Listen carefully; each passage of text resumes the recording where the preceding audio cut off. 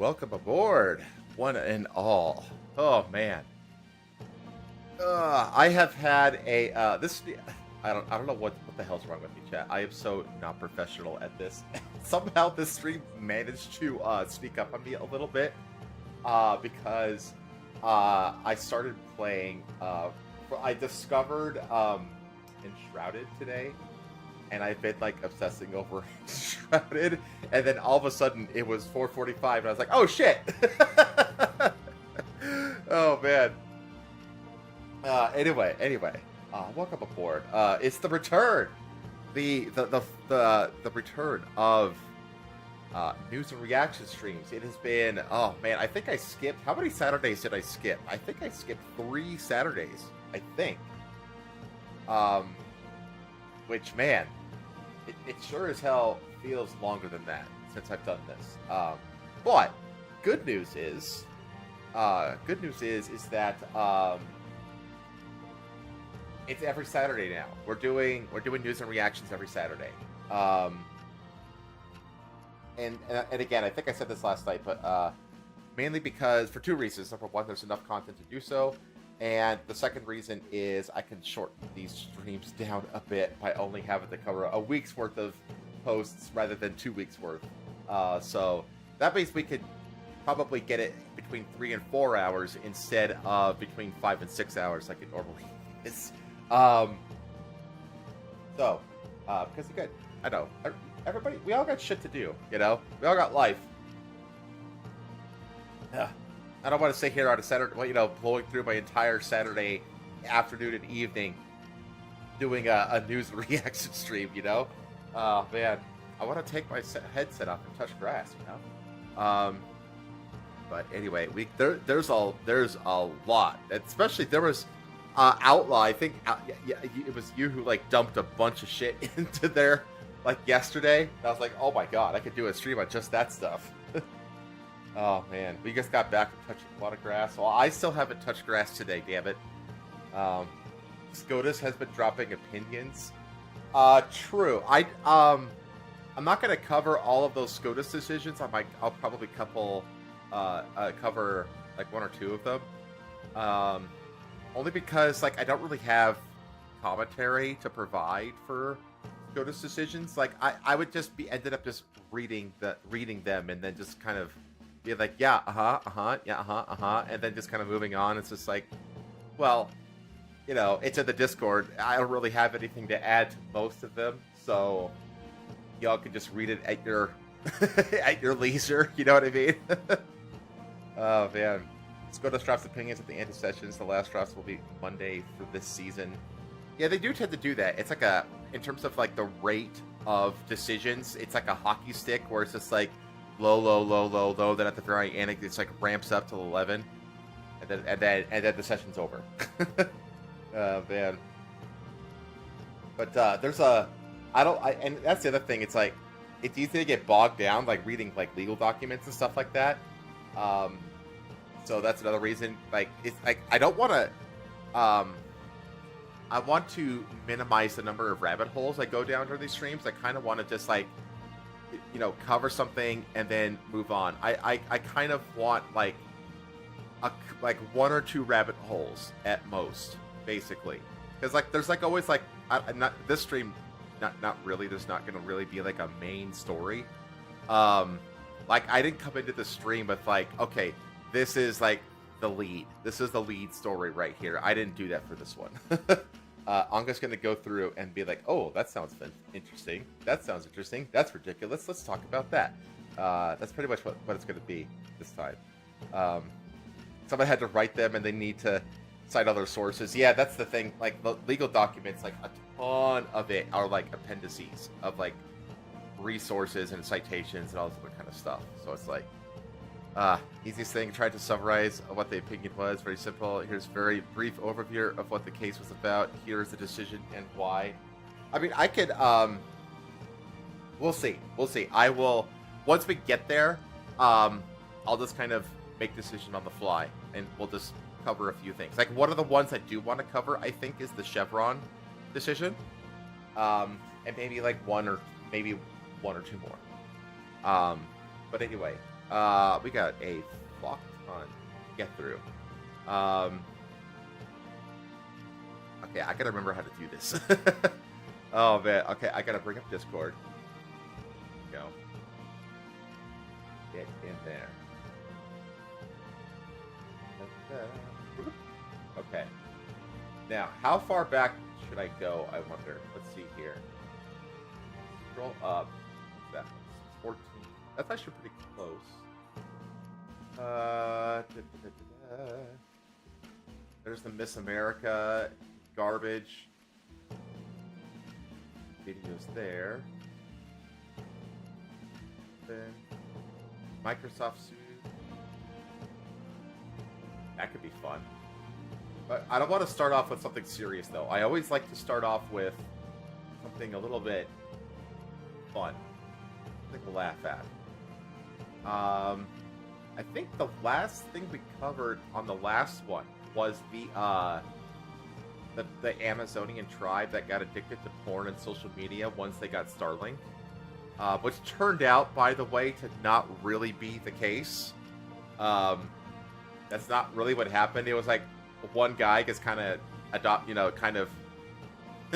caught a problem with that kind of stuff and made some spicy posts, and the tribe basically accosted him for it, and that was the end of it. That was a sensationalist thing, turns out. I think that was the last thing we covered on the last stream. The January 6th decision, yes, that's a big one too.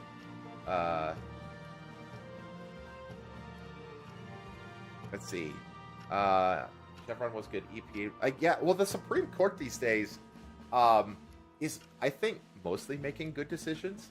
And it's what the interesting thing to me about what's going on with the Supreme Court right now is that there's a lot of good decisions where the lefties on the court, like Sotomayor et al., are actually siding with the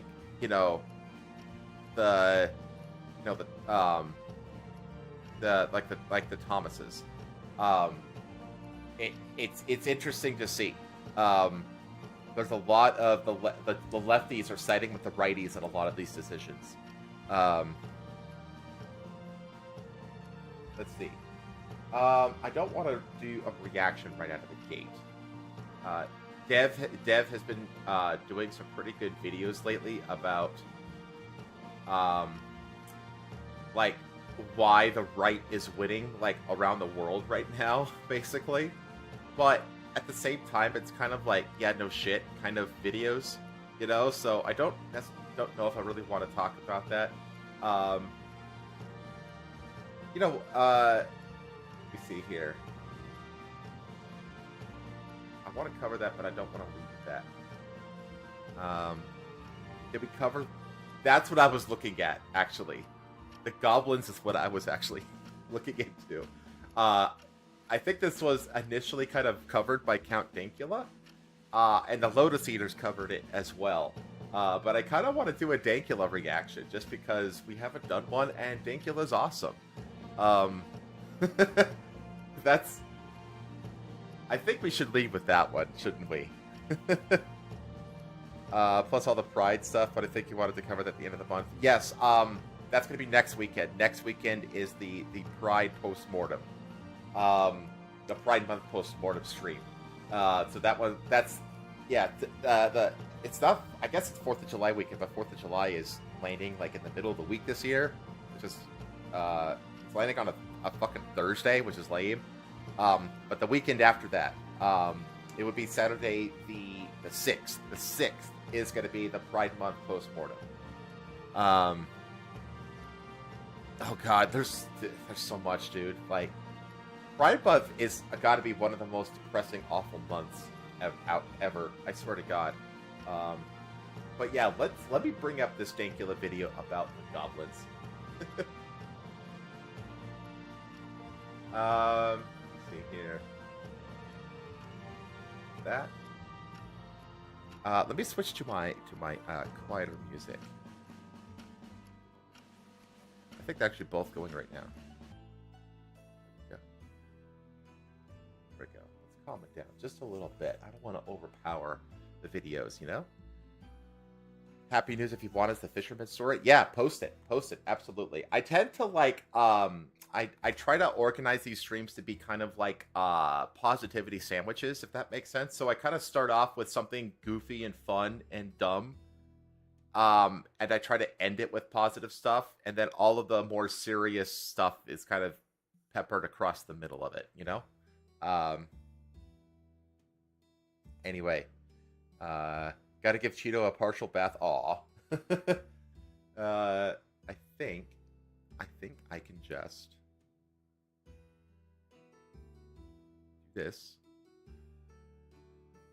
Yeah, there we go. Look at that. All right, so Goblins force 4 Zimbabwe schools to close. This is a video that this is just one of many. It's so ridiculous. Hey, Tuxedo. We're starting off the stream, Tuxedo, with Goblins terrorizing Zimbabwe, according to Zimbabweans. Anyway, I need to turn the desktop audio on. Hang on one sec. Okay, let me know if you can hear this. Something that you've probably already seen. Let me know, chat. Tell me you can hear that. Yep. Oh, thank God. I remember how to do this. Oh, man. All right. Let's get into this. Apparently Zimbabwe is under siege by goblins. Zimbabwe is apparently being attacked by goblins, and you might think this is just some silly internet thing. No, are they the I hope they are at least the Thicc short stack goblins that Vaush claims to be so fond of, and has a tendency to confuse with lolly anime girls getting skewered by horse cocks. I hope they're that kind of goblin at least. If I'm going to be terrorized by a goblin, they can at least have some nice TNA, you know? This is actually causing like a huge upheaval in the country. Yeah, and apparently, I watched the video of the Lotus Eaters about this as well. And apparently, this shit has been reported on for like the last 50 years. Like, this isn't like a new thing. Apparently, it's like a normal thing for Zimbabweans to be terrorized by goblins. It's like, what the fuck? The country is allegedly under siege by goblins. People are finding them in their house, finding them running in the street. People are being killed. Apparently, men are being forced upon in a very naughty manner by... Again, I hope they're the thick kind. By goblins. I'm not joking. I've got tons of articles. I'm only going to read 2, though. Goblins force 4 Zimbabwe schools to close. Four schools? 4 schools in southern Zimbabwe have been forced to stop lessons due to a rather unusual infestation, goblins. Local officials insist the pupils at Lushimbe Primary, Masayimbe Primary, Baza Secondary, and Tokwe Secondary schools. Fucking kudos to those pronunciations, Count. That was impressive. All in Matabalamba, South Province, have been terrorized by goblins. Many parents have stopped sending their children to school because of goblins. Because goblins... I want video, damn it. I really want terrorizing the poor children. I want blurry Bigfoot-esque Chief videos Malaki Masuku, of children are goblins constantly being attacked by goblins during lessons, and some faint. So the goblins are in the classroom. America has to worry about school shootings. Zimbabwe has to worry about fucking goblins coming in and fucking with the kids. I mean, to be fair, it's the goblin kind of person the 9 times table. You know, you're sitting there like 9 times 1 is 1. 9 times 2 is 18, then all you hear for the corner of the room eventually is... the whole school runs amok. Oh my god, do they laugh too? This is so stupid. Are they like the underpants gnomes from South Park? Like, really not the underpants gnomes?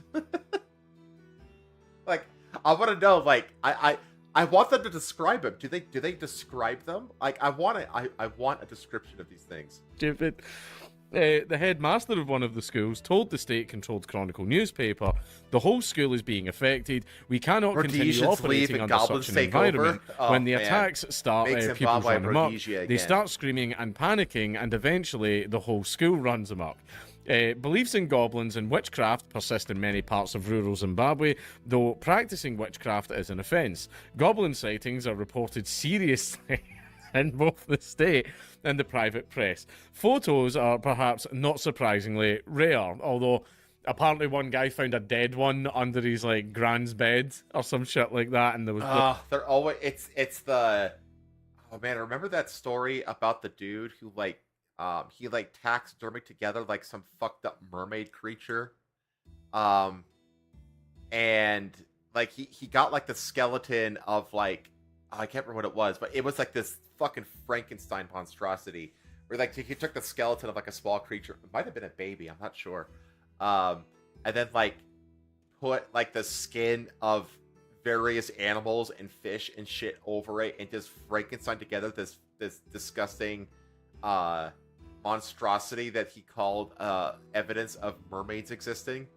I think it was like in Japan, actually. I think it was a Japanese thing that did that. A guy who did that. And like this taxidermy thing was like in a box and it made its way around like to Europe or something like that. That's what this sounds like. It's like, oh, I found the dead one. It's always a fucking dead one. They never trap it inside of like a pantry. You know what I mean? Like how? Like they, like even the dude from that M. Night Shyamalan movie, Signs, like that dude managed to catch a fucking to trap one of the dumbass aliens into the pantry. Like, why don't they ever manage to like just trap these things alive? Like, I mean, how big are they? Aren't goblins only like a couple feet tall? I feel like you could just like trap one inside of a dog cage or some shit. I don't know. Fish monkey and something else. Yeah, it was some fucking Frankenstein shit. And like you always wonder, like, what the hell motivated that guy to do that? Anyway, there's pictures of that floating around. Though one published in a government paper around 2 years ago showed an inert doll-like object that appeared handmade. You know, to the surprise of no one. Last month, a Harar businessman made the headlines by appealing to Vice President Joyce Majuru to help him remove goblins from his gold mine in Shamva, central Zimbabwe. Goblins. Oh god. Aren't the big hook nose things that run the mines and run the banks in the Harry Potter world goblins? And here he's like, oh, it's stealing my gold. J.K. Rowling isn't, there's nothing to that. She's just following African goblin lore. Chief Masuku said that some villagers who live close to Tokwe Secondary School have revealed that they hear strange noises coming from the school at night. On some occasions, villagers who have passed by the school during odd hours have reported spotting strange objects. The headmaster says the Education Ministry had been informed of the infestation. Halloween is not widely celebrated in Zimbabwe. So, like, you know, who would you call for that? Who are you going to call? Would the Ghostbusters deal with that? Would it be an exterminator? I got goblins. It's not a ghost. It's like it's a cryptid, right? Aren't goblins that's what a cryptid is.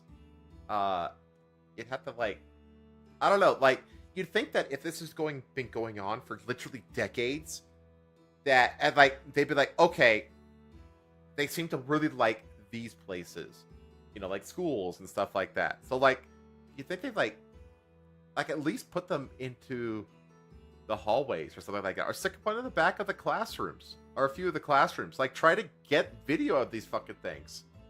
Goblins in my walls. Now, you might think, would you call the police? No, the police aren't doing very well either. Police officers desert station. What the fuck? Citing. The thing is, look at that. These dudes at the front here, those are police, and those are rifles on their backs. Like, the police in Africa are actually, like, pretty heavily militarized, like they are in the United States. So, yeah, the police don't fuck around in Africa. So if they're having trouble with these things, well, I mean, first of all, I mean, you either need, like, if there's a goblin, I would assume that they're small and they're fast, right? And in that case, you need like a rifle with a high fire rate, a semi-automatic, basically, or you need a shotgun, right? That's your best bet at catching one of these, catching one of these things if you see them. Where's the anti-goblin tech? Well, yeah. Can you imagine them like setting up like traps like they did in like Vietnam? Like those fucked up traps that they would set up in Vietnam, where like the dude would like you would like step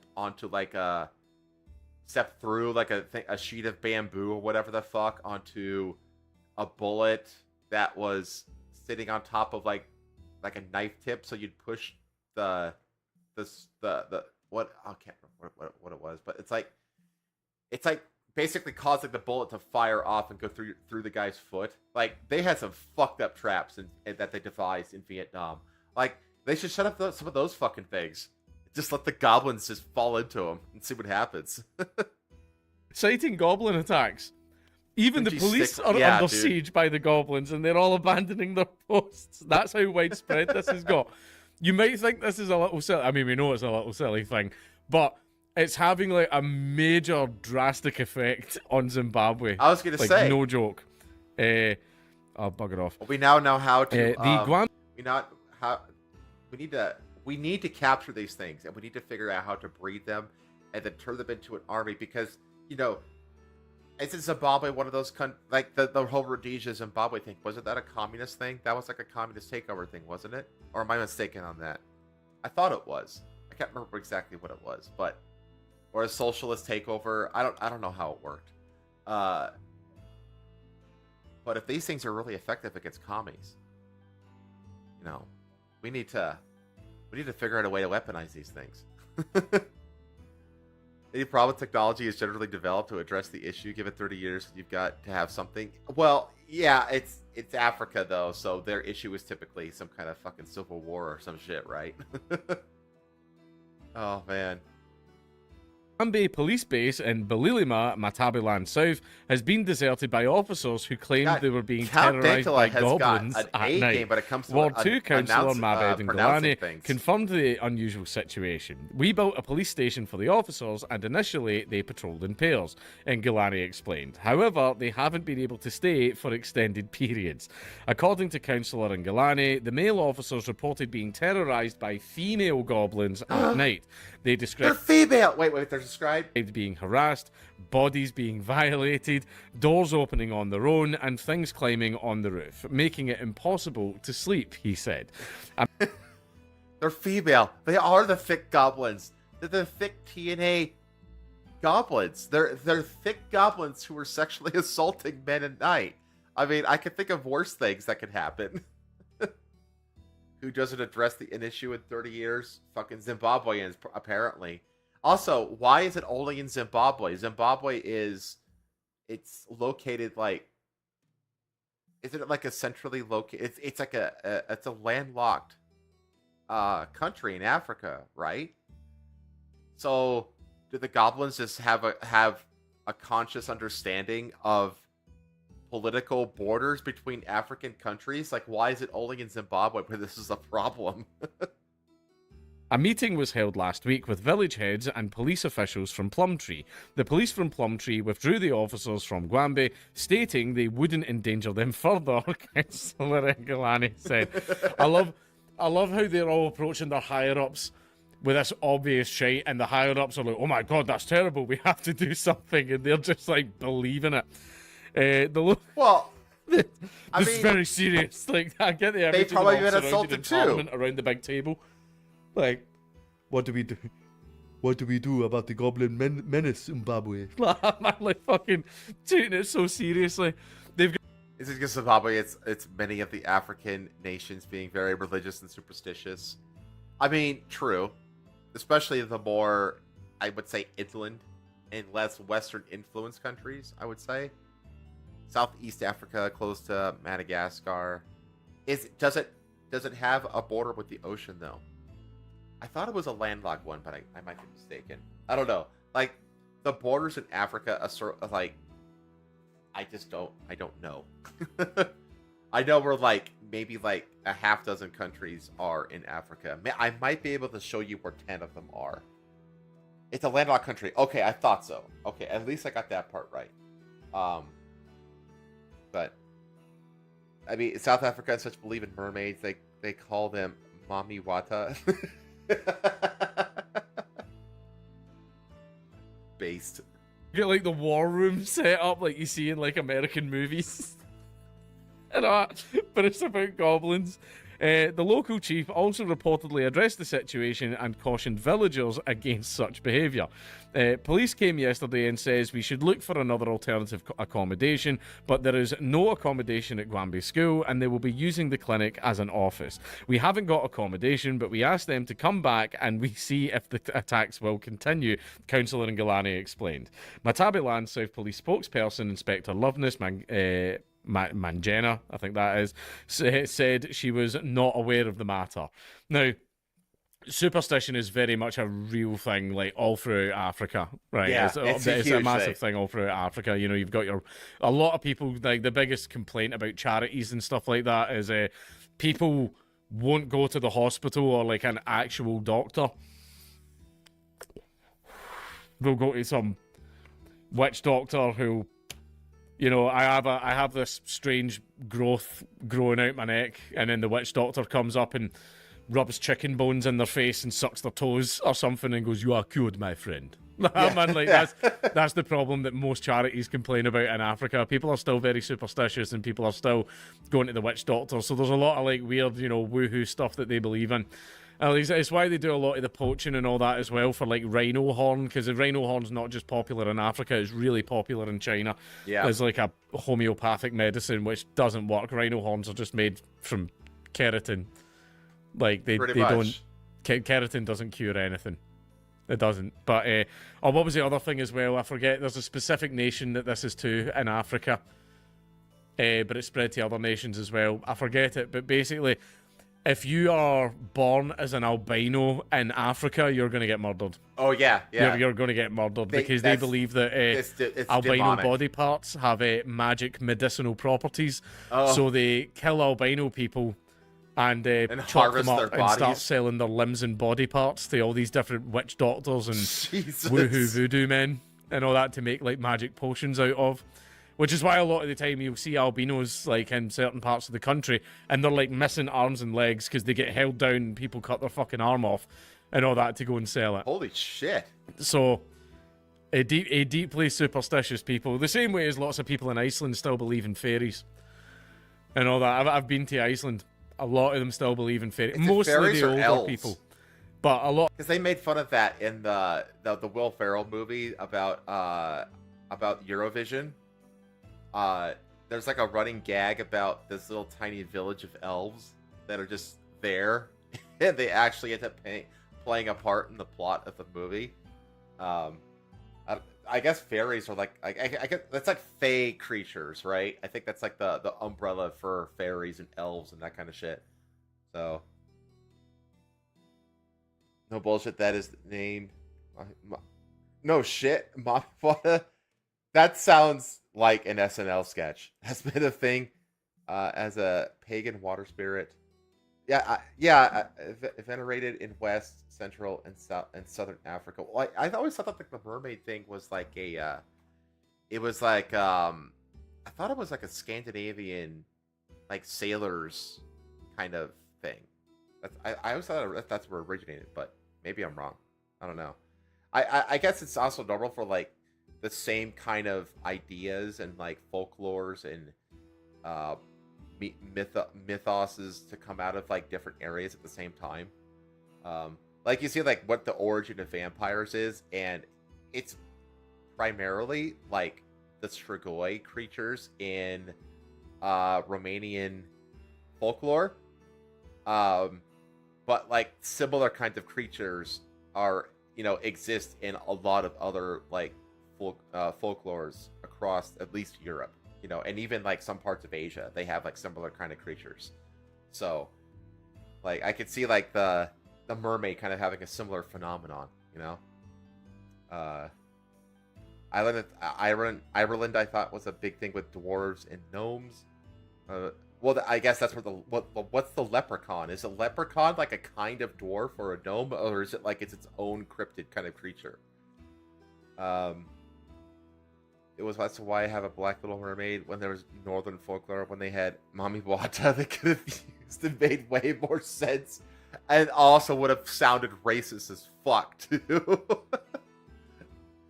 I mean, come on, it's Mommy Water. I mean, Mommy Wata sounds just like... That sounds like taking the piss. Let's be real. Trying against the guy censored. In China, they believe rhino horn cures erectile dysfunction. Yes, that is a serious Chinese belief that rhino horn makes your dick hard, and it doesn't. And plus, China has like a... I mean, they basically own like half of Africa at this point. So... A lot of people in Iceland still believe in fairies. It's why apparently some construction projects get held up in Iceland because they're trying to build something on land that belongs to fairies and protesters come out and all that. I don't know how extreme that is. I haven't looked too much into it, but from the Icelandics people I've spoken to, a lot of them still believe in fairies. So, of course, in regards to all this superstition and witch doctors and hoodoo and all that stuff, of course everybody believes in goblins. And of course... Like, see if it was just the kids in schools, that'd be like, right, okay, this is like a big meme among children that they've realised gets them out of school for a few days. But, like, police officers... Yeah, goblins. I was going to say... Goblins. When the government agencies and law enforcement goblins itself stole my penis. No further questions. Talking about the same shit. I mean, it's hilarious. By the way, Lord wild. Miles is in Zimbabwe right now. I believe, I haven't checked, one of my staff told me that apparently Lord Miles is in Zimbabwe right now, investigating the goblins. Is he really? So, yeah, that'll be fun. I'll message him and find out. You know what? I'll talk to Miles, and if he gives me any information, I will give you a goblin update. Yeah, I was gonna say I have to cover that if it happens. See, look, goblin terrorized Zimbabwe. The Lotus Eaters did a 23-minute segment on this thing, which is like because. Fuck? Man escapes jail after stabbing his wife to death because he thought she was a goblin. God dang, dude. Oh my god. I guess I want to like scroll through and look at all the different headlines that he covers in this. How I Trapped the Goblin. Oh shit.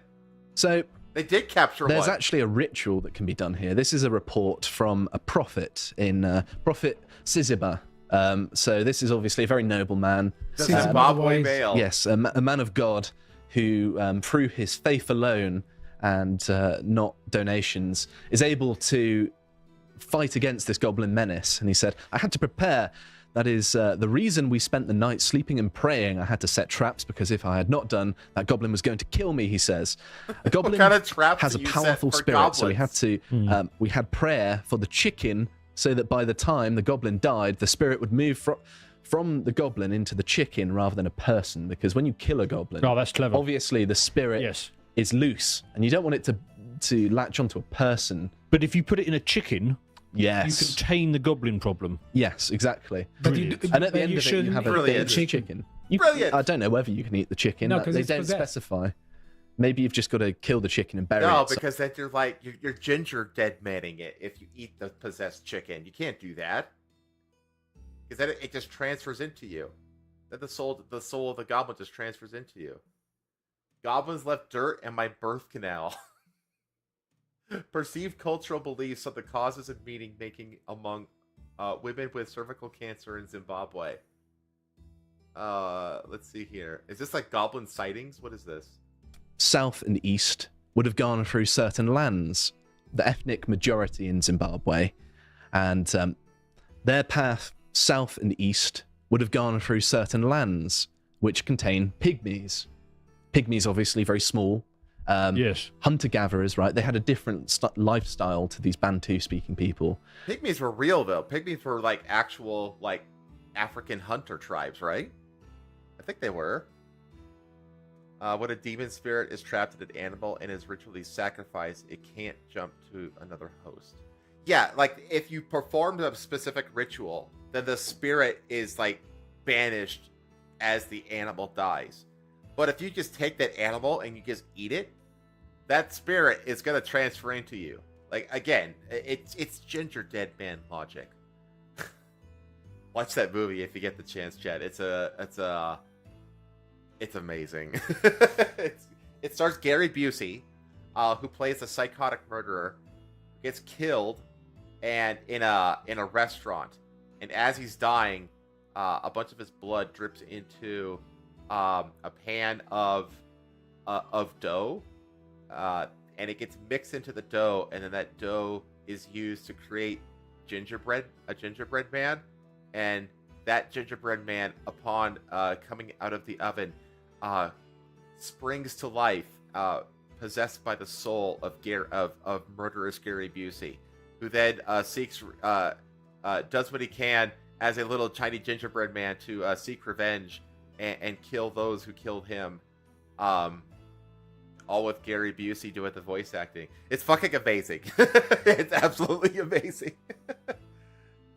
The only person that sort of tries to do each small portion of it, since it is evenly distributed and it's easier for them to rid that spirit when it's broken down.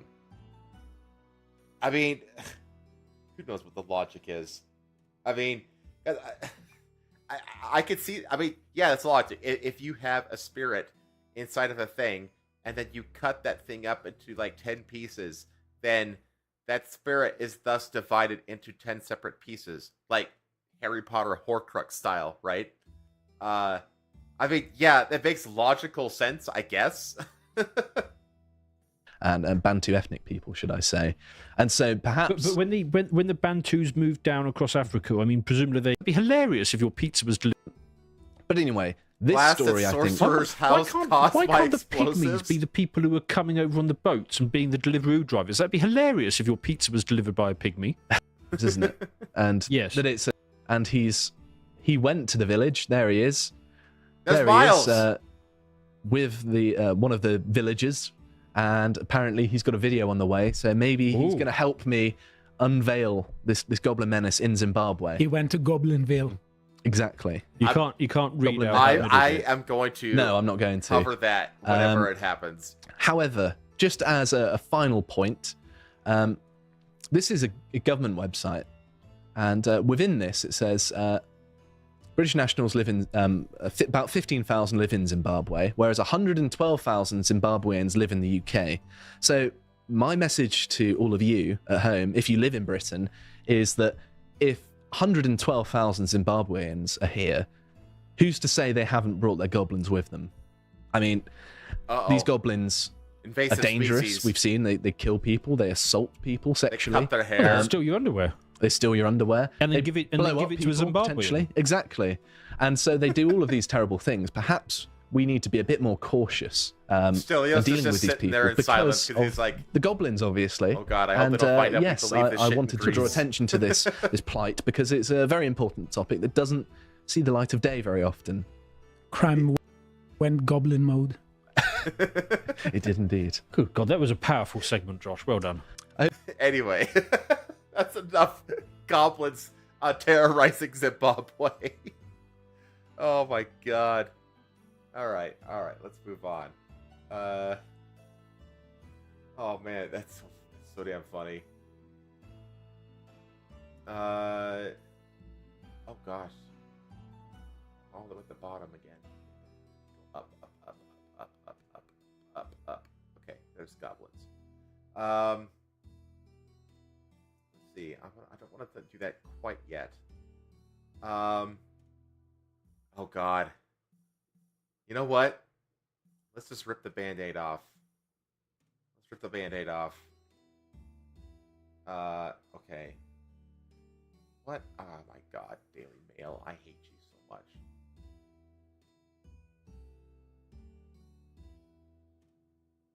Okay. There. What? Oh my god. It's forcing me to allow ads. Damn you.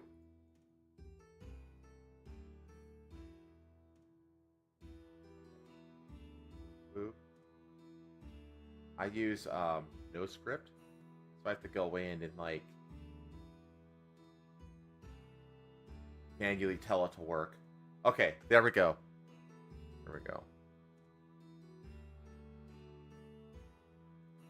I spotted a pea-sized freckle, quote unquote, on my penis. Months later, it had to be amputated.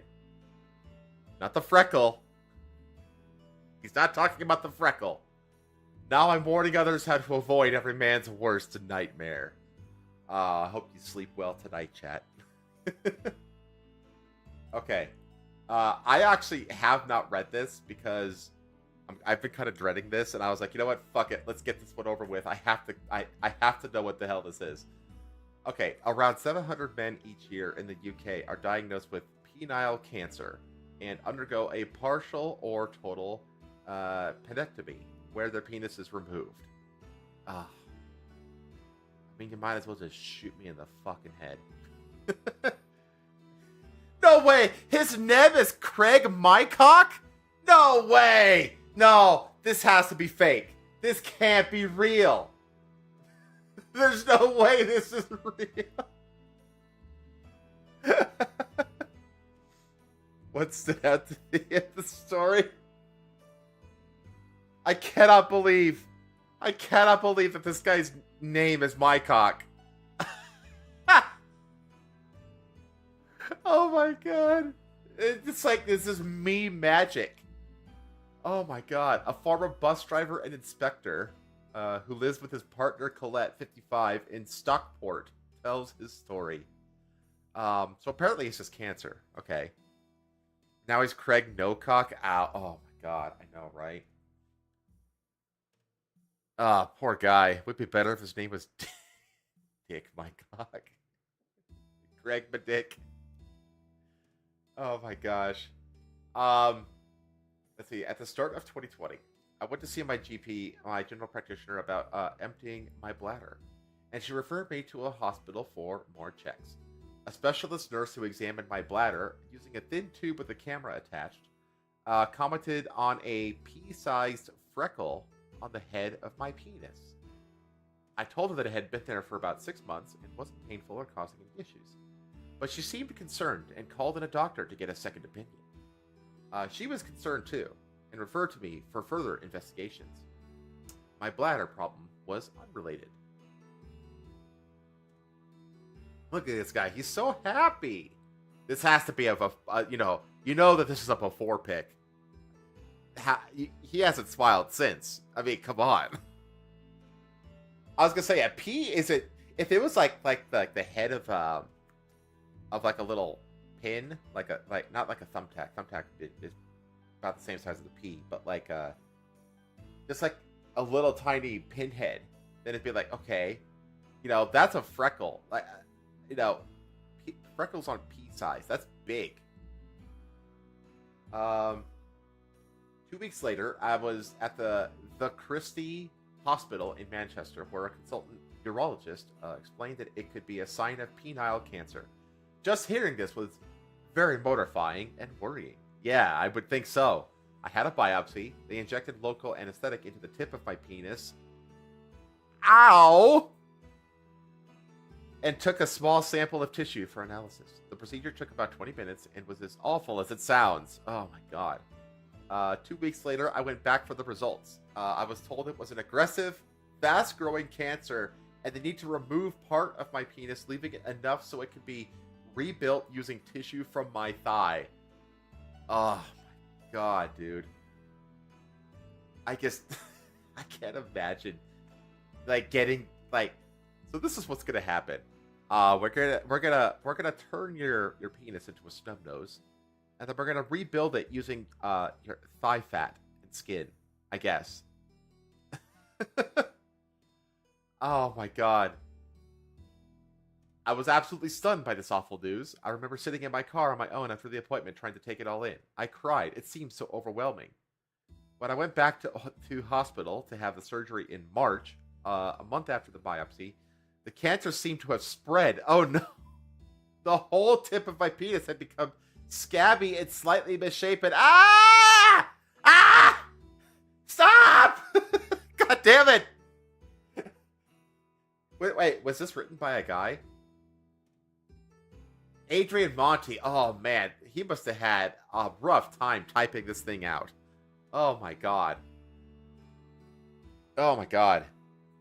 Beginning 2020, he goes in and says he's had this issue since mid 2019. 2 weeks later, he finds out if it could be a sign of penile cancer. 2 weeks after that, he gets the results. So we are now 2 months in. He's had this cancer for 8 months now. Goes in a month later for surgery. So we're now it's in 9 months of cancer. Oh my god. It's just God. Let's see. Slightly misshapen. Deep down, I had worried it had spread. You think? It meant the planned operation was canceled. Oh god. And I had a second biopsy instead. This showed the cancer had spread inside the shaft. But luckily, it had not affected the lymph nodes in my groin. Because the cancer was so aggressive, it was decided that my whole penis would need to be removed. Radiotherapy or chemotherapy would not be effective against it. Oh my god, just put me on my deathbed. I was devastated. It's every man's worst nightmare. Just the thought of a surgeon cutting into my penis made me want to squirm, and I felt queasy even thinking about it. You and me both, brother! Oh my god, he's a eunuch now. I felt ashamed. I blamed myself, although I did nothing to cause it. My consultant said, sadly, it was one of those things in life that can happen to anyone. But I was in a dark place, asking myself 1,000,001 questions about why it had happened to me. I mean, did you have your kids yet? I wonder, does he have kids or not? I was terrified about having the operation, as it would change everything. From peeing like most men, to ending a sexual relationship with Colette, my partner of 33 years. I felt it would make me less masculine. I mean, yeah. That's when you eat your gun. That's when you take a whole lot of things and do a... Oh, man. Partner of 33 years. Not his wife. Interesting. I felt that would make me less masculine. Oh, I read that. On the day of my operation in May 2020, mid-lockdown, I had to go to hospital. It always weirds me out how, like, Brits say hospital instead of the hospital. It's so weird to me. On my own, I was dreading what it would be like down there when I woke up. All of my penis was going to be removed, but my testicles would remain intact. I mean, these produce testosterone. If they're removed, the patient has to go on hormone replacement therapy. That's even worse. I'm sorry, but aesthetically, I mean, if you have to, if I because of cancer have to slice my cock off, I don't want it to be smooth with a couple of nuts hanging down. That's so fucking weird.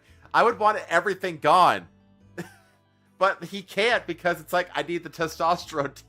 God, poor guy. Not only does he not have his cock, but he has to keep his balls. He's like, I mean, he could have at least gone G.I. Joe action figure.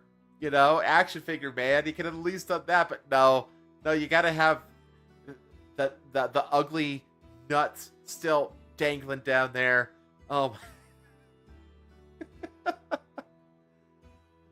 Go to hospital versus go to the hospital. Yeah, it sounds so fucking weird to me.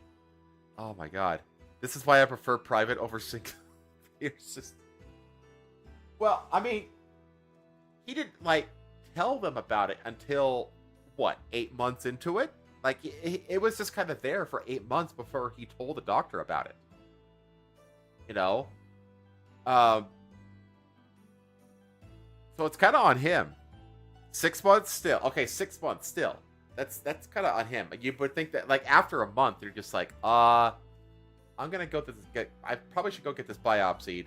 Because it's like, I'm sorry, but, like, there's certain parts. You know? There's certain parts where you're just like, yeah, I'm not losing that. like you prioritize how vigilant you are. You know what I mean? Like, it's like, I'm fine if I got, that mole, I'll let that go for 3 months before I get it checked out. Because if they have to scoop a chunk out of me right there, it's no big deal. Like it's on my flank or something like that, But if there's even a hint of a chance of it being on the tip of my cock, that's like day one. I noticed that. I'm in the hospital the next day. I'm just like, Doc, look at my dick.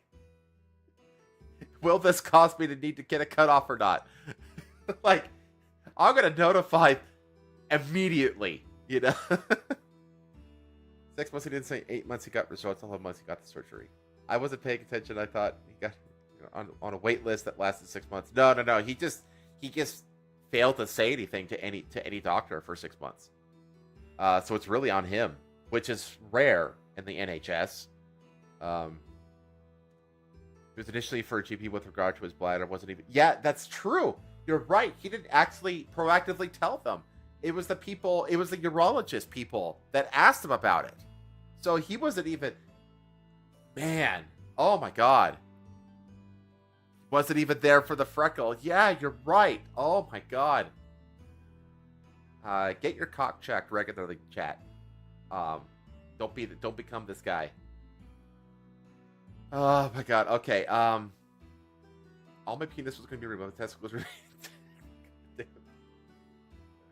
Afterwards, I woke up with a flexible tube inserted into the area where my penis had been, with a tap on the end. With a tap, which I could open to pee. It was humiliating, and I hated using it, as it was a constant reminder of what had happened to me.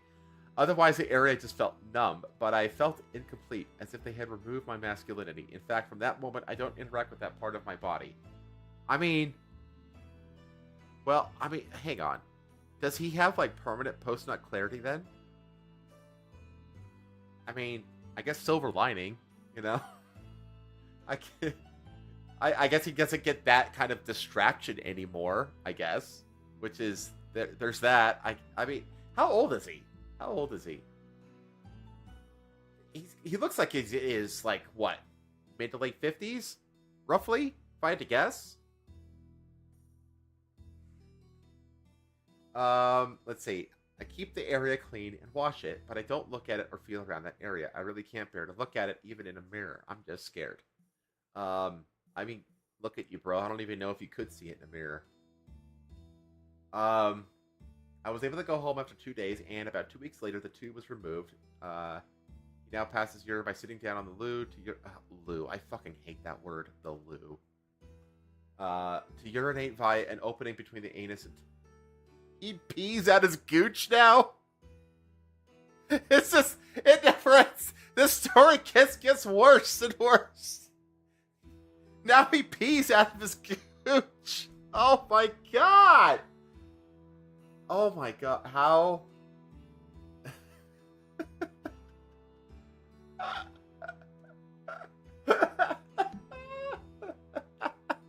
I'm sorry, chat. I'm kind of losing it on this one. I feel awful for laughing too. This poor guy. Oh God. Okay. Okay. I suffered a bad urinary infection and needed intravenous antibiotics in hospital. Oh God. He had to go back to the urologist. While back in hospital recovering from this infection, my doctor asked me if she could bring student doctors in to see. Oh no! It gets even worse! Now he's being put on display! Oh God! Oh my God!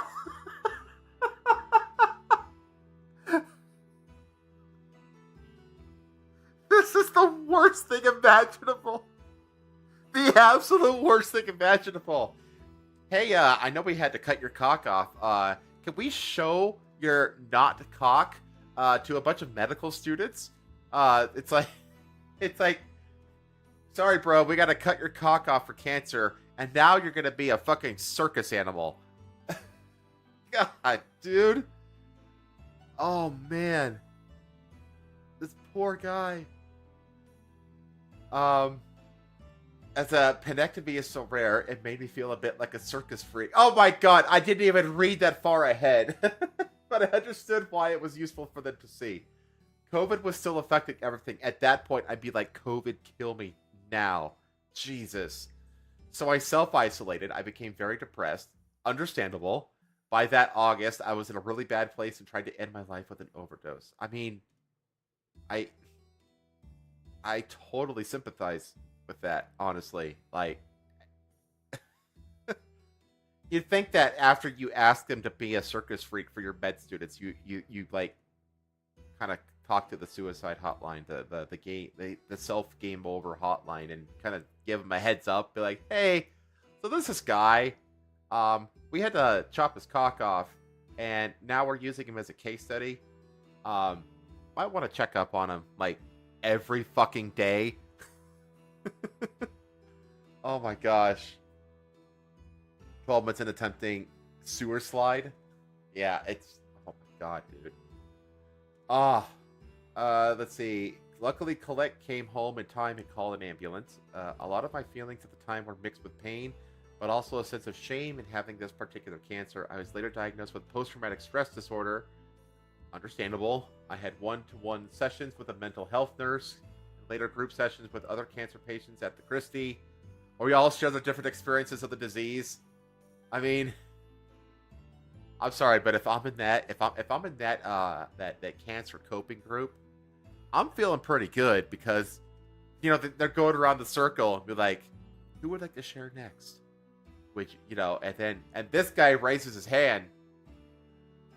You know, if I'm sitting next to him, I mean, like, I'm next.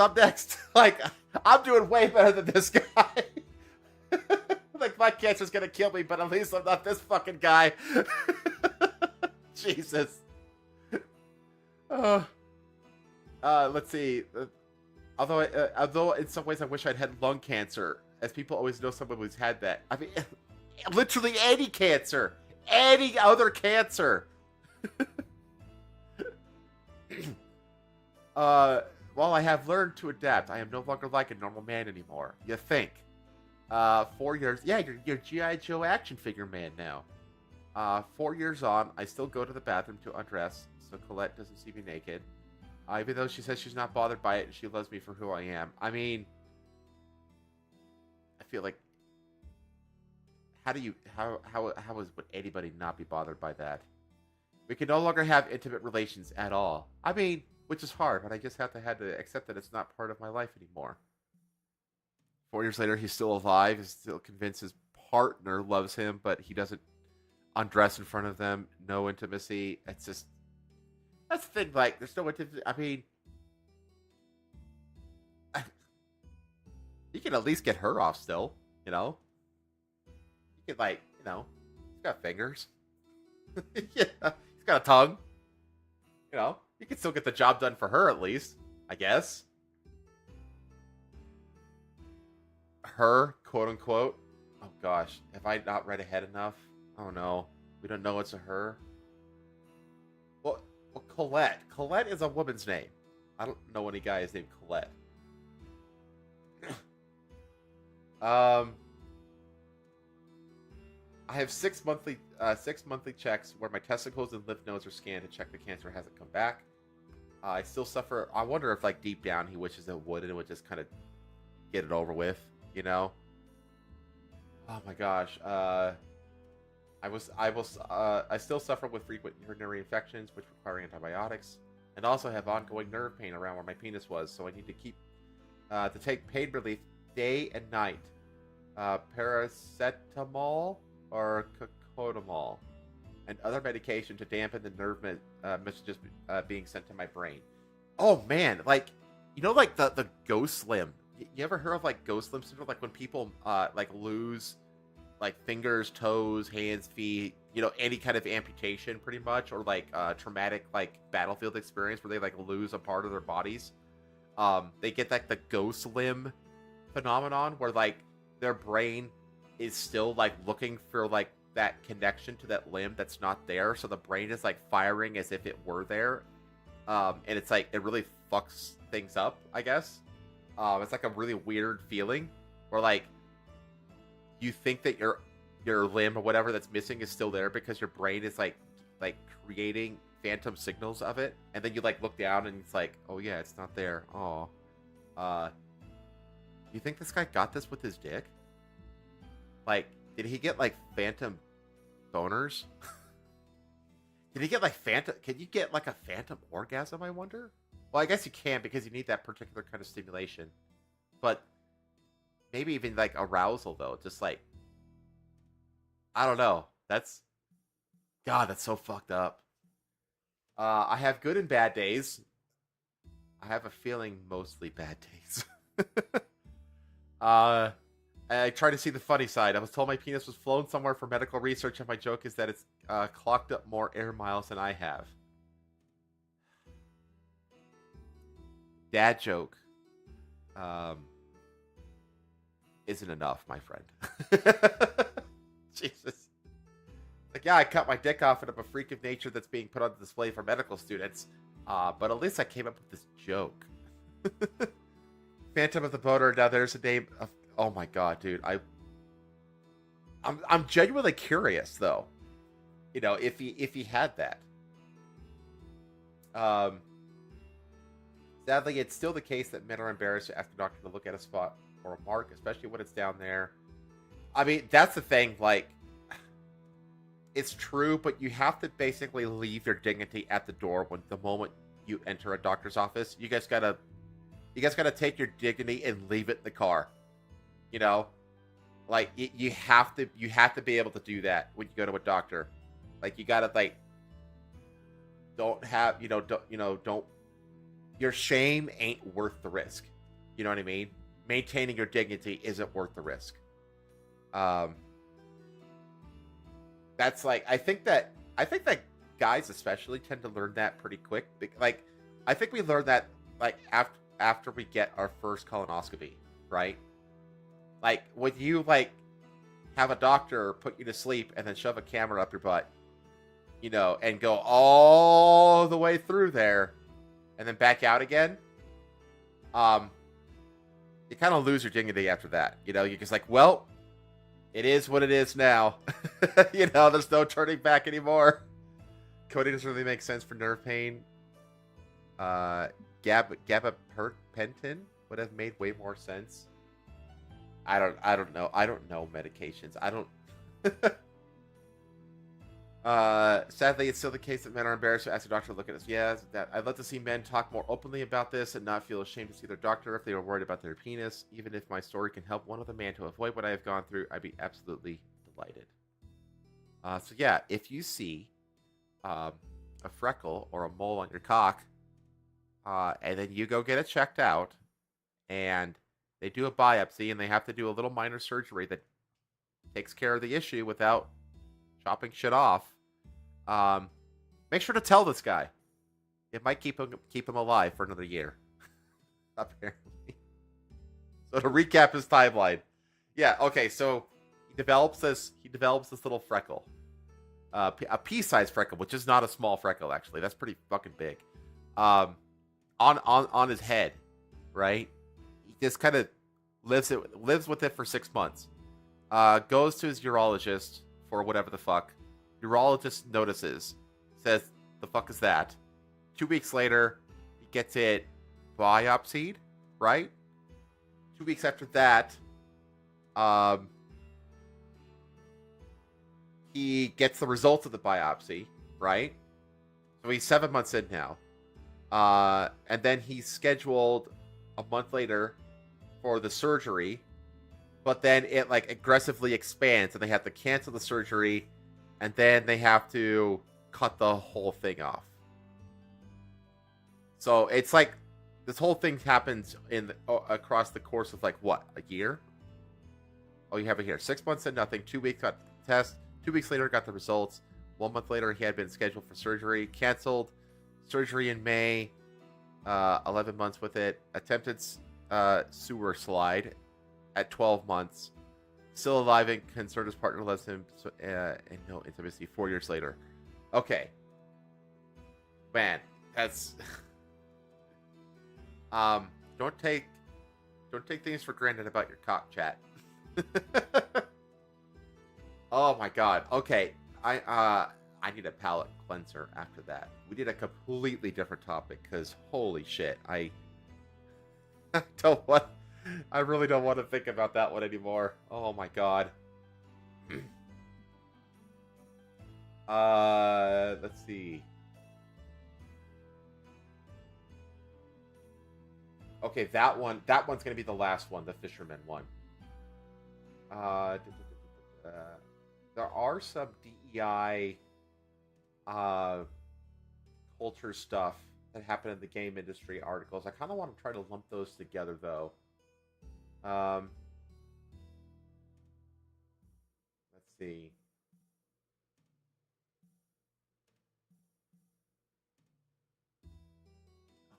Yeah, this is a good one.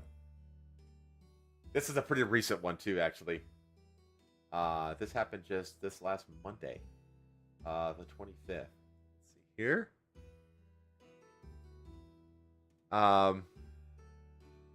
Julian Assange is free. Yeah, I saw that, but I don't really have any commentary on it, to be honest. I want to talk about this guy. Man flies nearly 1,000 miles to attack fellow gamer with a hammer. Yeah. The hammer dude. Yeah, the hammer dude. I like how Outlaw you've like we've gotten on very similar wavelength with like, oh, we got to cover this one. This is like, holy shit. This is the ultimate gamer rage right here. 1,000 miles too, because I think that the guy he went to attack, we'll read it obviously, but yeah, it says right here, Fernandina Beach. He went to Florida to do this. Florida is not the state you want to go to attack somebody, especially in their home, because Florida has castle doctrine, stand your ground, all of it. Like, that's actually one of the reasons that I'm moving there. It's not a huge reason that I'm moving there, but it's just one of those perks. You know what I mean? Like, you don't want to fuck with people on their property in Florida. Like, it's very much an FAFO kind of state. You know what I mean? So the fact that this guy flew 1,000 miles to a state like Florida to do this, that's really fucking stupid. He took one me too seriously. Oh my god. It sounds like 1,000 miles. How far is it? Where do you fly from? Let's see here. Let's just read it. Let's read it. Fernandina Beach, Florida. An online gaming dispute made its way to the real world when a New Jersey man flew to Florida. Okay, of course it's a Jersey man. Oh my god. It doesn't look like a New Jersey man. Flew to Florida to attack another player with a hammer. Why a hammer? Like, there's so much other weapons that are better. What a weird weapon to choose. A hammer actually is a really effective weapon, but you have to train with it to use it super effectively. Anyway, I just want to let you know, this is a weird one. Nassau County Sheriff Bill Leeper said during a news conference on Monday. I mean, that's saying a lot for a Florida police chief. You know what I mean? When a Florida police chief says, you know, we normally have Florida man, but this one's weird. You know, like, you know, it's whenever a Florida policeman says this is a weird one, you should pay attention. You could take that one to the bank. Some things you just can't make up. Kang and the victim, another young man around the same age as Kang, had never met in real life, but they both played Arcage, a medieval fantasy massive multiplayer online role-playing game. Of course, he has to, like, spell it all out because all the normie boomers that he's talking to don't know what, like, MMORPG stands for. So he has to, like, spell it out. What a pain in the ass. The game's publisher announced in April that it would be shutting down servers in Europe and North America on June 27th, citing a declining number of active players. It's an old story, but still a good one. Oh, wait. There was a story about a Chicago... I was like, this one was recent. A Chicago game member who moved to Florida and tried to rob a store there, only for the store owner to pull out his gun and say, "You're not from around here, are you?" That sounds right. That sounds very correct, honestly. I could totally believe that happened. Because Florida is just one of those states where you like do not pull off a FAFO in Florida, because you will foe after you fa.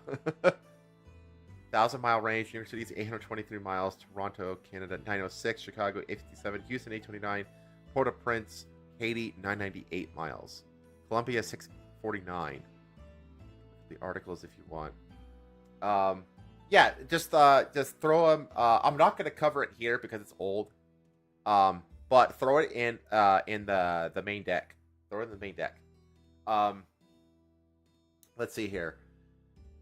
Kang flew from Newark, New Jersey to Jacksonville, Florida last Thursday after telling his mother that he was going to visit a friend that he had met while playing a video game, officials said. A friend, I'm sure. Officials didn't say how Kang learned where the victim lives. Upon arrival, Kang took an Uber to a hotel in Fernandina. I bet you... Wait, once Kang investigated his victim's a bad person online. Oh no, a bad person. See, I'm curious, like... You know, Florida man could easily just say, like, this is my address. Come fuck around and see what happens. I would love for you to game over on my front lawn. You know what I mean? Like, I could totally see that happen. Like, this is Florida, motherfucker. You want to come here and start shit? If you start shit, I am going to end shit. You know what I mean? Like, this is Florida. Like, I could totally see him, like, doxing himself just as a flex. You know what I mean? Like, come to me and see what the fuck happens. Like, I could totally see that happening in, like, a spit of rage. You know? Upon arrival, Kang took an Uber to a hotel in Fernandina Beach, about 35 miles north of Jacksonville, and then bought a hammer at a local hardware store. Again, why a hammer? Like, get a box cutter. This is the most northeast of Florida. Yeah, it is. It's like the major city right there in the corner of the northeast part of the state. Yes. Let's see. Kang went to the victim's Fernandina Beach home, which was unlocked around 2 a.m. Again, see what I mean? Because that's the thing. Like, Floridians know, like, the moment an intruder enters the house, it is perfectly legal to make sure that intruder never leaves the house. You know what I mean? Like, that's how it is in Florida. Around 2 a.m. And that's the thing, though. There's always, like, this misconception about when, like, burglaries happen. Burglaries, like, if they intend to steal your shit, they're going to do it in the middle of the day. They're going to scout your house. They're going to figure out, like, when the cars are in your driveway and when they're not. And they're going to figure out your work schedule and if you have to leave for work or not. And they're going to steal your shit in the middle of the day. That's when burglaries happen. Because they don't want a confrontation with a person. Like, at night, though, at night is when you're pretty much guaranteed to be home. So if someone comes into your house at night, they're not there for your shit. They're there for you, and you probably know them in some way. So the fact that this was 2 a.m., it's like, yeah, he was there for him. The victim was walking out of his bedroom when he was confronted by... Wow, luckily he was awake and walking around at that time.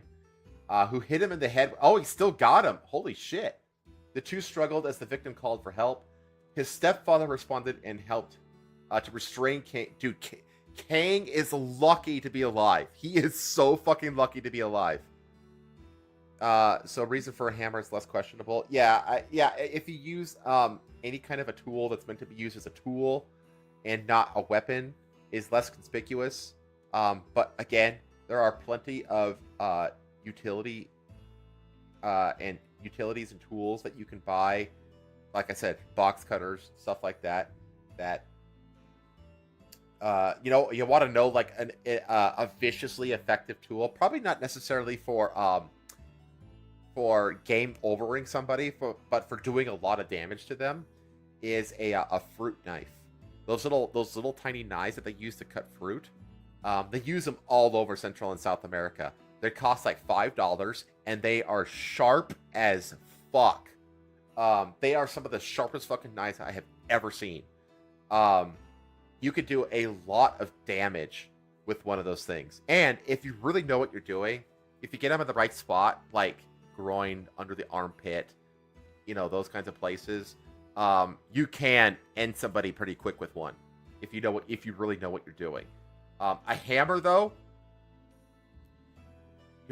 it's hard to game over somebody with a hammer.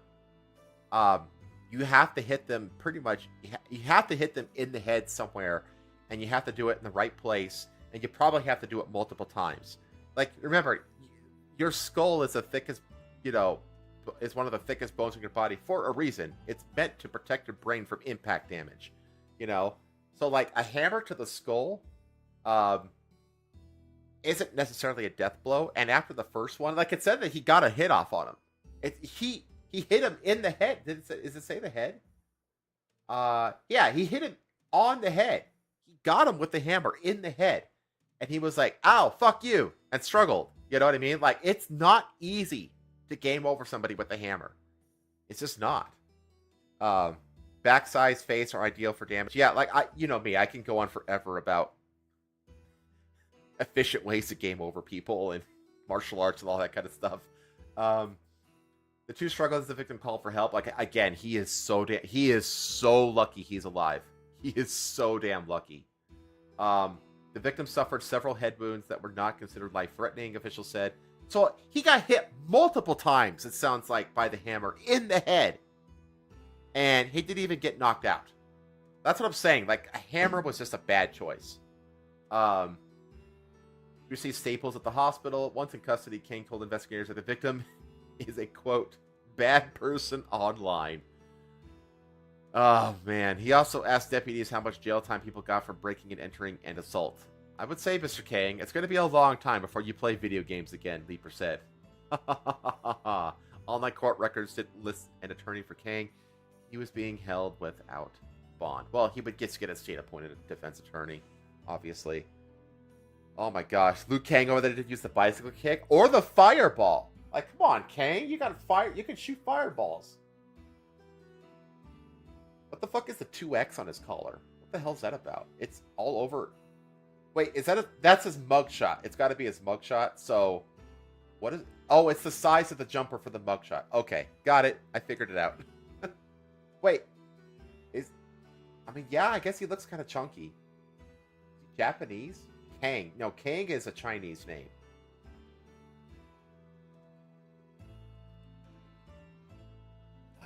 Oh my god. Probably good sizing. Yeah. I got there. I brought it up and then I got there. Oh my gosh. But yeah, it's like, you have to remember, like, when it comes to, like, credible threats, right? There's always this argument about when a threat is credible. One of the key factors about whether or not a threat is credible is distance. You can have like an actual, like, professional assassin threaten somebody, and if they're, like, on the other side of the world, there's a good chance it's not going to be considered credible by authorities. Like, access, it's basically access to the supposed victim is a major factor. It's like, what is it? It's capability, access, and motivation. I think those are, like, the three factors that they factor to determine whether or not a threat is credible or not. I might be mistaken, though. Doesn't have to be fat. Might just be the entry when they get something that fits. Yeah, like a 2X is generally going to fit 99% of people, probably. So they can reliably just throw that one on pretty much anybody, and it's going to work for the purposes of the mugshot. And then, like, once the mugshot is over, then they actually go in for fitting and getting the actual right size and that kind of stuff. Anyway. Yeah, gamer rage is real. It's always weird to me, too, like, how stories, how online shit spills out into real life. You know what I mean? To me, personally, I feel like the greatest example of that will never, ever get beat again is the election of Trump the first time. I swear to God, like, the whole meme magic was actually maybe not a major, but I would say a not insignificant contributor to Trump getting elected in 2016. And that's a great example. That's probably like the ultimate example of like online shit pouring out into real life. And it's always what's the other one? What's that dude? Dankula covered it. Covered this guy in multiple videos back when he started doing his Mad Lad series. It was like some guy in that was like constantly getting harassed in real life. Some online dude. It's like Dragon something. I can't remember what the name was. But it's like that shit can get scary. Like when shit spills over from the internet into real life, it can get really scary. The amount of friendships that got ended in 20. Oh my god, dude. I'm not gonna get into it. But that actually contributed to me basically my sister becoming estranged from my family. I'm not gonna get into it here. That's a story for another time. But yeah, one of the reasons that I'm like so vehemently on the side that I'm on when it comes to the culture war and that kind of shit, is because I actually lost my sister to the woke cult. Like she disowned the family and just disappeared, basically. And me nor my family has spoken to her in years, and it's all because she got sucked into a woke cult, and that's one of the reasons I despise it so much, and will do everything I can to fucking make it stop. Because it's very personal to me. But anyway, the details of that story are for another time. Dragon Lord, that was the dude's name. Dragon Lord. Oh my god, talk about a blast from the past. That's like early internet shit right there. Man, sorry to hear that. It is what it is, Marco. But if you ever wondered like why I like hate DEI and anything woke so much, I would hate it anyway, but it's personal to me, you know. Like I have a direct anecdotal story about how awful it is. So sometimes you lose family, but you can only hope one day they will come back. Yeah,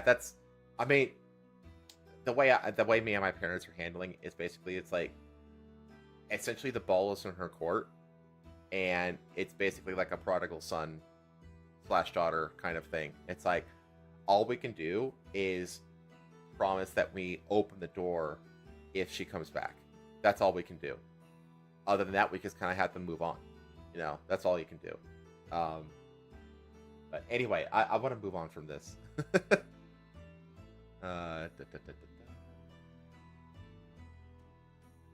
Let's see. Scrolling down.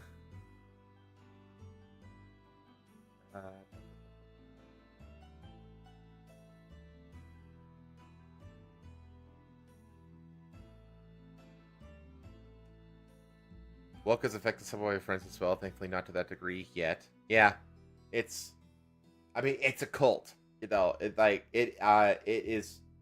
I have seen it happen firsthand. You know what I mean? I have seen a family member literally go through every step of getting inducted into a cult. You know, you have to disavow your family and blah blah blah blah blah. I've seen the whole thing in real time with what was a close family member. You know what I mean? So you will never be able to convince me that it's not a cult, because it absolutely is. Hooters story is interesting. Yeah, I want to cover that. I kind of want to save that for the end. Let's get into some DEI related stuff since we're kind of on that topic. Where is... Oh yeah, there's this one. It's a little old. There's the whole thing about the there's the rumor of the Black Myth Wukong devs getting attempted extortion by Sweet Baby for like $7 million. I don't know the validity of that though. It sounds kind of unbelievable to me. like, I don't really want to cover that one. Plus, it's like 3 weeks old, so. Let's see. 10,000 people. Oh, that could be a good one. Yeah, let's do that. That's the big VTuber doxing thing. There it is.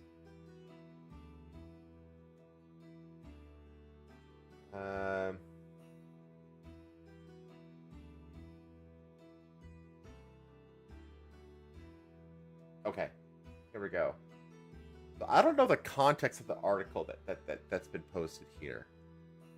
Oop. Saiga NAK. I have no idea what that is. Maybe you can give me some context here, because the way this article is written makes it sound like it was a good thing that everybody was doxxed, basically. Your summary gives an idea of what's going on. Okay, they read that real quick. 10,653 applicants. The leaked information includes the name, prefecture of residence, phone number, date of birth, SNS used, and motivation for applying for the addition of the applicant VTuber. So basically, they just got a hold of all of the applicants or applications that filled out applications. That's all the information you put on an application. Or those who mistakenly enter their address in the prefecture of residence field, their address was also leaked. Since many applicants probably entered their real names, the VTuber activity name, real name, and date of birth would be revealed from the SNS information. Oof, what company? What? Hang on, let me get back to the article on my screen. There we go. Brave Group. Brave Group leaks personal information of approximately 10,000 people, and other VTuber application information can be viewed by outside parties. Okay, so this is. I think this sounds like an English translation. It sounds like broken English. Is this a translation? Use Google Form. It didn't private the information, so sending it with everyone else's stuff. It's just Brave Group, a VTuber business. I've never heard of Brave Group. Probably because it's a JP branch. Announced a possible leak of personal information on June 25th. Those whose personal information may have been leaked are those who applied for the additions. Uso Pop. Yeah, this is definitely a translated article. Machine translated. So they cover esports, event hosting, sponsoring, etc. Okay, pretty common stuff.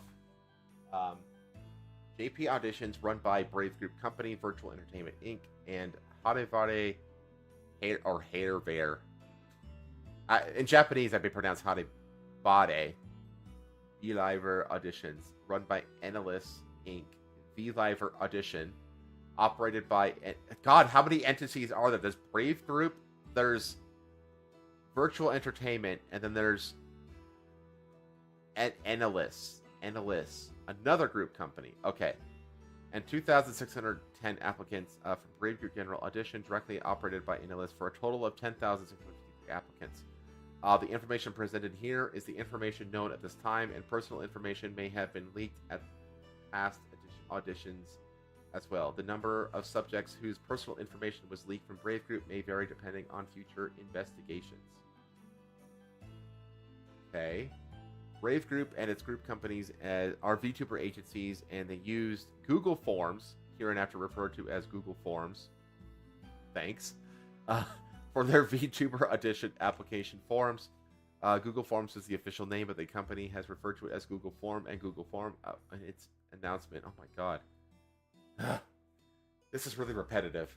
The reason for this is that the URL for editing Google Forms can be viewed by respondents, in this case the application information of audition applicants, and the URL for editing was in a state where it could be viewed by external parties. Of course it was. According to the company's announcement, the editorial URL is not publicly available, so the editorial URL was leaked in some way. However, even if the URL was leaked, personal information would not have been leaked if it had been made unavailable for viewing. So it sounds like they just failed to do their due diligence in regards to cybersecurity. Those who noticed the leak of personal information at 11:23 a.m. on June 18th and 4:28 p.m. on June 25th DM'd the official X, formerly Twitter, but apparently did not notice the DM. The leak was discovered when the person who made the inquiry posted it on X, and it became a topic of conversation. The leaked information includes the name, prefecture of residence, phone number. We already went over this. Motivation for applying the petition. Those who mistakenly, yep, you already said that. Since many applicants probably enter their real names, the VTuber activity name, a real name, and date of birth would be revealed from the SNS information. Unlike a general leak of personal information of the company, the fact that the real name and date of birth of a VTuber, whose name it says is a virtual talent, has many enthusiastic fans, would be known could have impact on future activities. Yeah, like the fact that it's for VTubers is kind of like a whole other level of, what would you say, just breaching of confidentiality. I mean, I think that most VTubers do VTubing because they don't want people to know who they are. You know what I mean? I do it because it's more fun than face cam tubing. I would do face camming. I just think that this is more fun. Let's see. Well, they failed to do basic Google Docs security. Yeah, it sounds like they just did fail to do their basic due diligence for cybersecurity. The affected auditions are as follows. BS. Is that going to say it here in the article? Yeah. Okay. Oh my God. Look at all these. Holy shit. So Brave Group is like a conglomerate. Funded by many well-known companies. Oh, they're funded. Okay, the following are the main companies that have invested in Brave Group. Okay, it's not a conglomerate. They're funded by a ton of these companies. Someone gets distracted at the time of the funding announcement. Brave Group has an information security policy on its official website. Following is a complete summary of the company's efforts. Responsible handling of confidential customer information. Well, that didn't happen. All persons who handle confidential information recognize the importance of protecting information assets from risks such as leakage, damage, and loss. That didn't happen. Proactive practices to maintain information security, confidentiality, integrity, and availability. Honestly, so how much do I want to reveal? I am a technical writer for like a Fortune 100 company, and there's a term that we use for like standard content that's called boilerplate.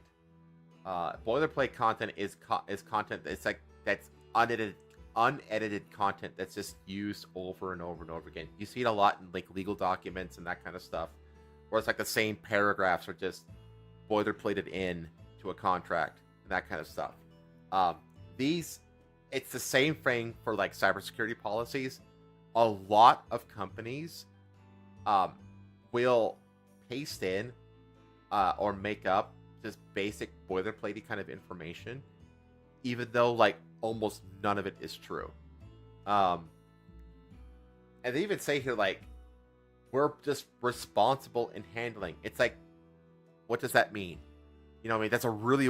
That's really wishy-washy language, which is why it's called boilerplate language, because that means like a boilerplate content is like, we could take this, content and copy paste it into a bunch of different scenarios and it still works, basically. It's like it's more universally true information. Brave Group does a lot of the organizing for these smaller groups. The latest post made as an update with clarity of what's going on, how they can fix this in the future. Okay, let me look that up. Let me finish this and I'll look that up.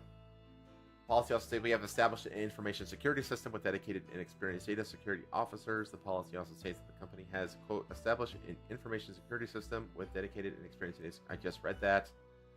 If these measures have been taken, it is unlikely that an incident like this would have occurred, but as the company says in its announcement, there's a strong possibility of intentional leaks or unauthorized access. Let's wait for further news. I mean, it sounds to me like they just got lazy. Like, intentional leaks, why? What's the motivation there? What's the motivation to intentionally leak all these people? Remember, these are VTuber auditions, which means they don't work for the company yet. So it can't be like to get back at the company. Right? I mean, I guess you could tarnish their good name by making it look like the company leaked, but then if it comes out, it's like, oh, we basically had a rogue agent inside the company. Well, it's like, okay, well, that's on the rogue agent then and not the company. Like, I don't know. It just, I think that's bullshit. This really just sounds like negligence as far as I'm concerned. Setting is turned off, so someone turns it off within the settings of the forum. Okay. Yeah, I don't know. It's like I said, it sounds like negligence to me.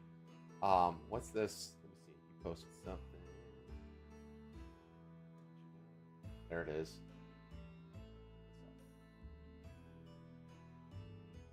Brave Group acknowledges widespread personal info leak on Japanese edition responses.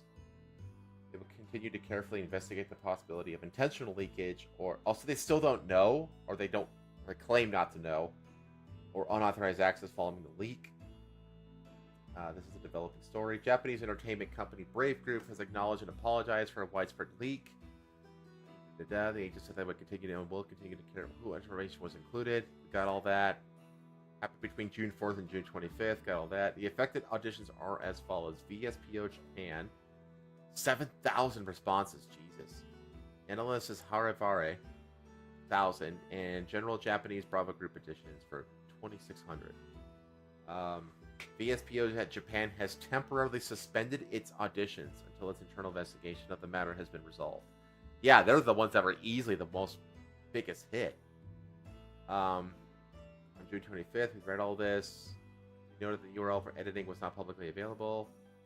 The URL for editing was leaked to a third party from within our group, and the leakage of information on the URL for editing was expanded by the third party. But wait a minute, the leakage of information on the URL for editing was expanded by. That's. I don't know about that. That sounds sus to me. I don't know if that's doable. Let's see. Is it possible to share a Google Forms response to the public? Okay. Is it worth noting that the primary statement, Japanese Yuji Kore raised his concern on the incident, more specifically on the VSPO Japan side. However, by looking at the screen caps of the leaked post on X/Twitter, it is evident that the screenshots the YouTuber has shared are within the admin side of the Google form, which is editable. Right, that makes sense.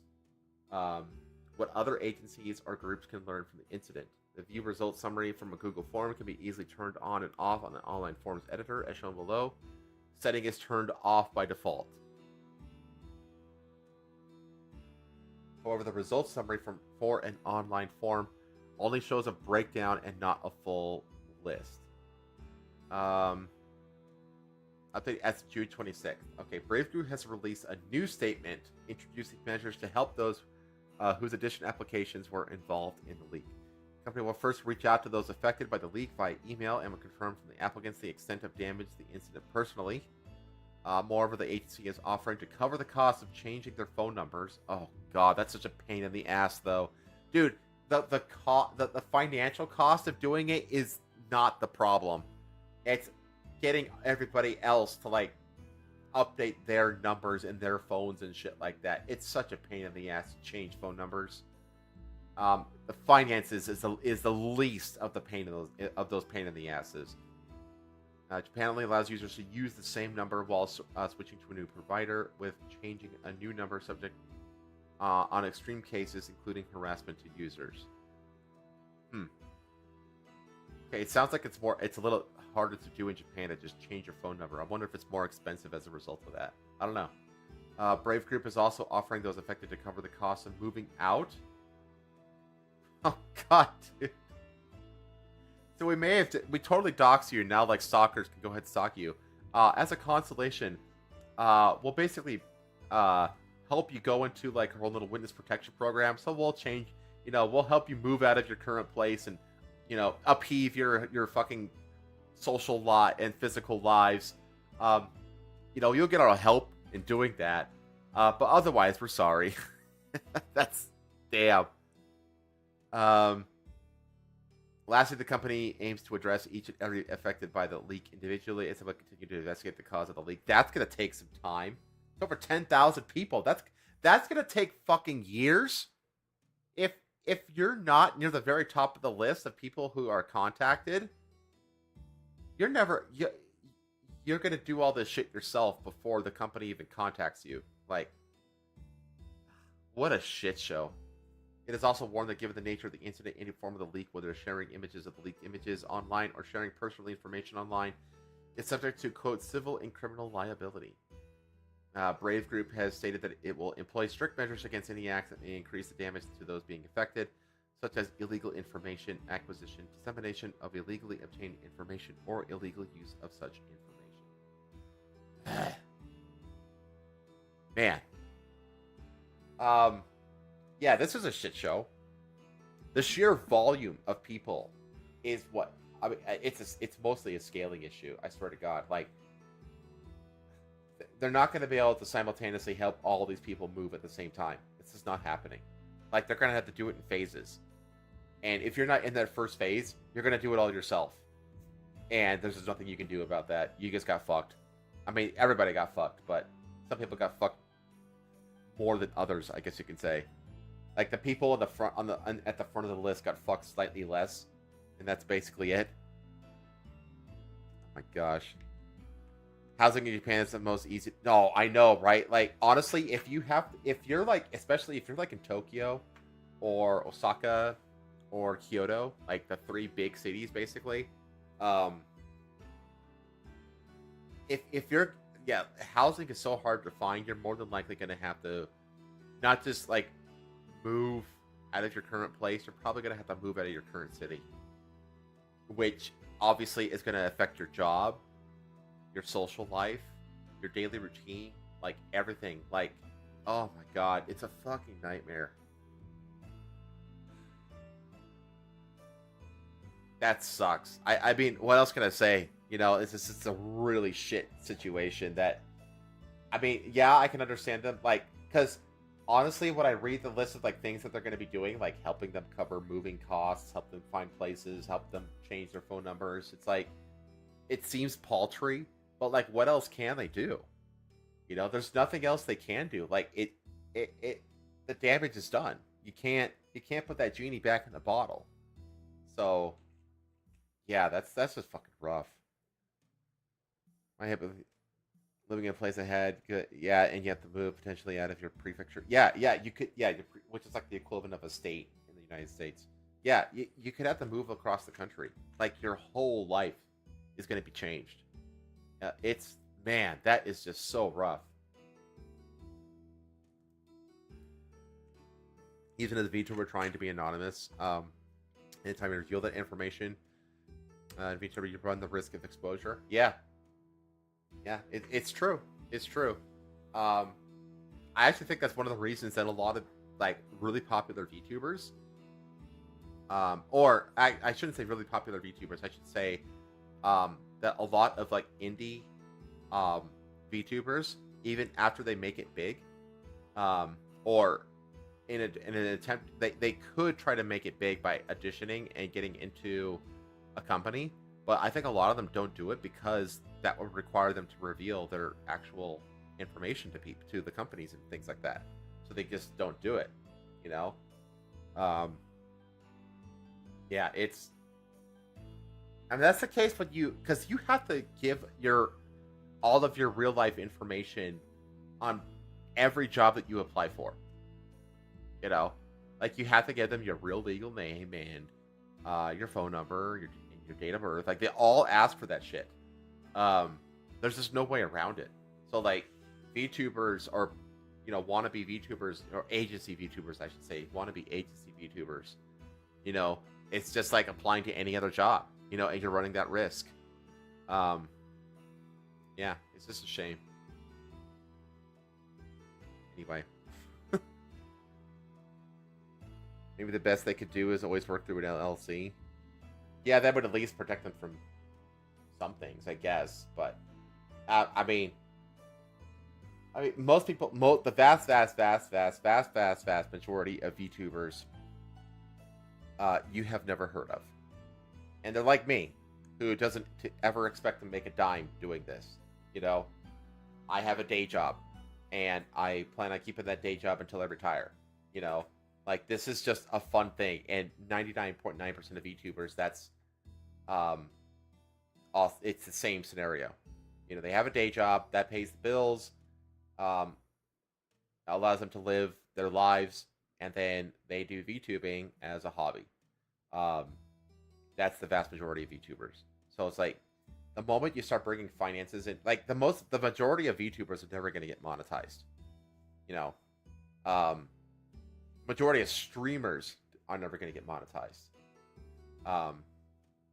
So like an LLC is just like, why? It's like, if I ever get monetized, then it's like, then I'll think about it, about, you know, turning it into like an LLC business.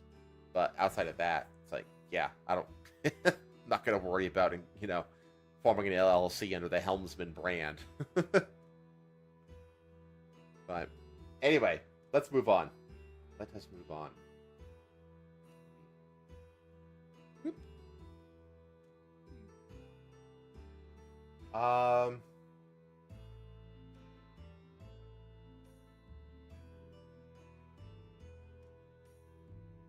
Oh, let's not do that one. This could be fun. Let's see here. Is it gonna work? No. There we go. Okay. This is gonna be good. This is a good one.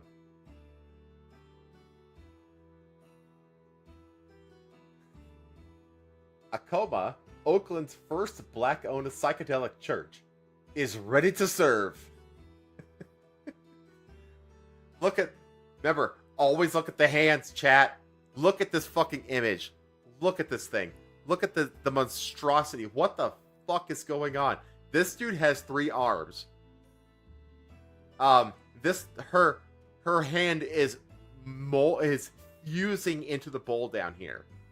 And this guy has got like 1, then a half, and then 3, then 4, and then like a ghost finger, and then a 6th. He's got like 5 normal fingers and a thumb. Like, I am amazed at what the fuck is going on with her mouth too. This is a horrible AI image. I could do better than this. I could do way better than this using AI. But yeah, always check the hands. But this one is egregious because it gets like, yeah, we're just gonna leave this 3rd arm in there. Like, look at this. Look at this arm. What the fuck is going on with this hand? This is so bad. Oh my god. Did the church make it or did the article make it? I think the article. I have a feeling, I'm pretty sure the article did this. I don't think the church would even attempt to do something like this. Security checks my ID before welcoming me in. Oh, it's one of these fucking articles where they like tell it like it's a goddamn short story and a goddamn, and what do they call them? Anthology book. I hate it when they write like this. To my right, the backlit bar displays an elegant array of jars, partly filled with dried mushrooms and cannabis, bottles of elixirs, and pitchers of jewel-toned juices. A neon sign flashing the words Akoma and Experience Euphoria alongside a mushroom appears like a beacon. My eyes adjust to the warm light reflecting off the walls, painted red on one side, bricks on the other. It didn't.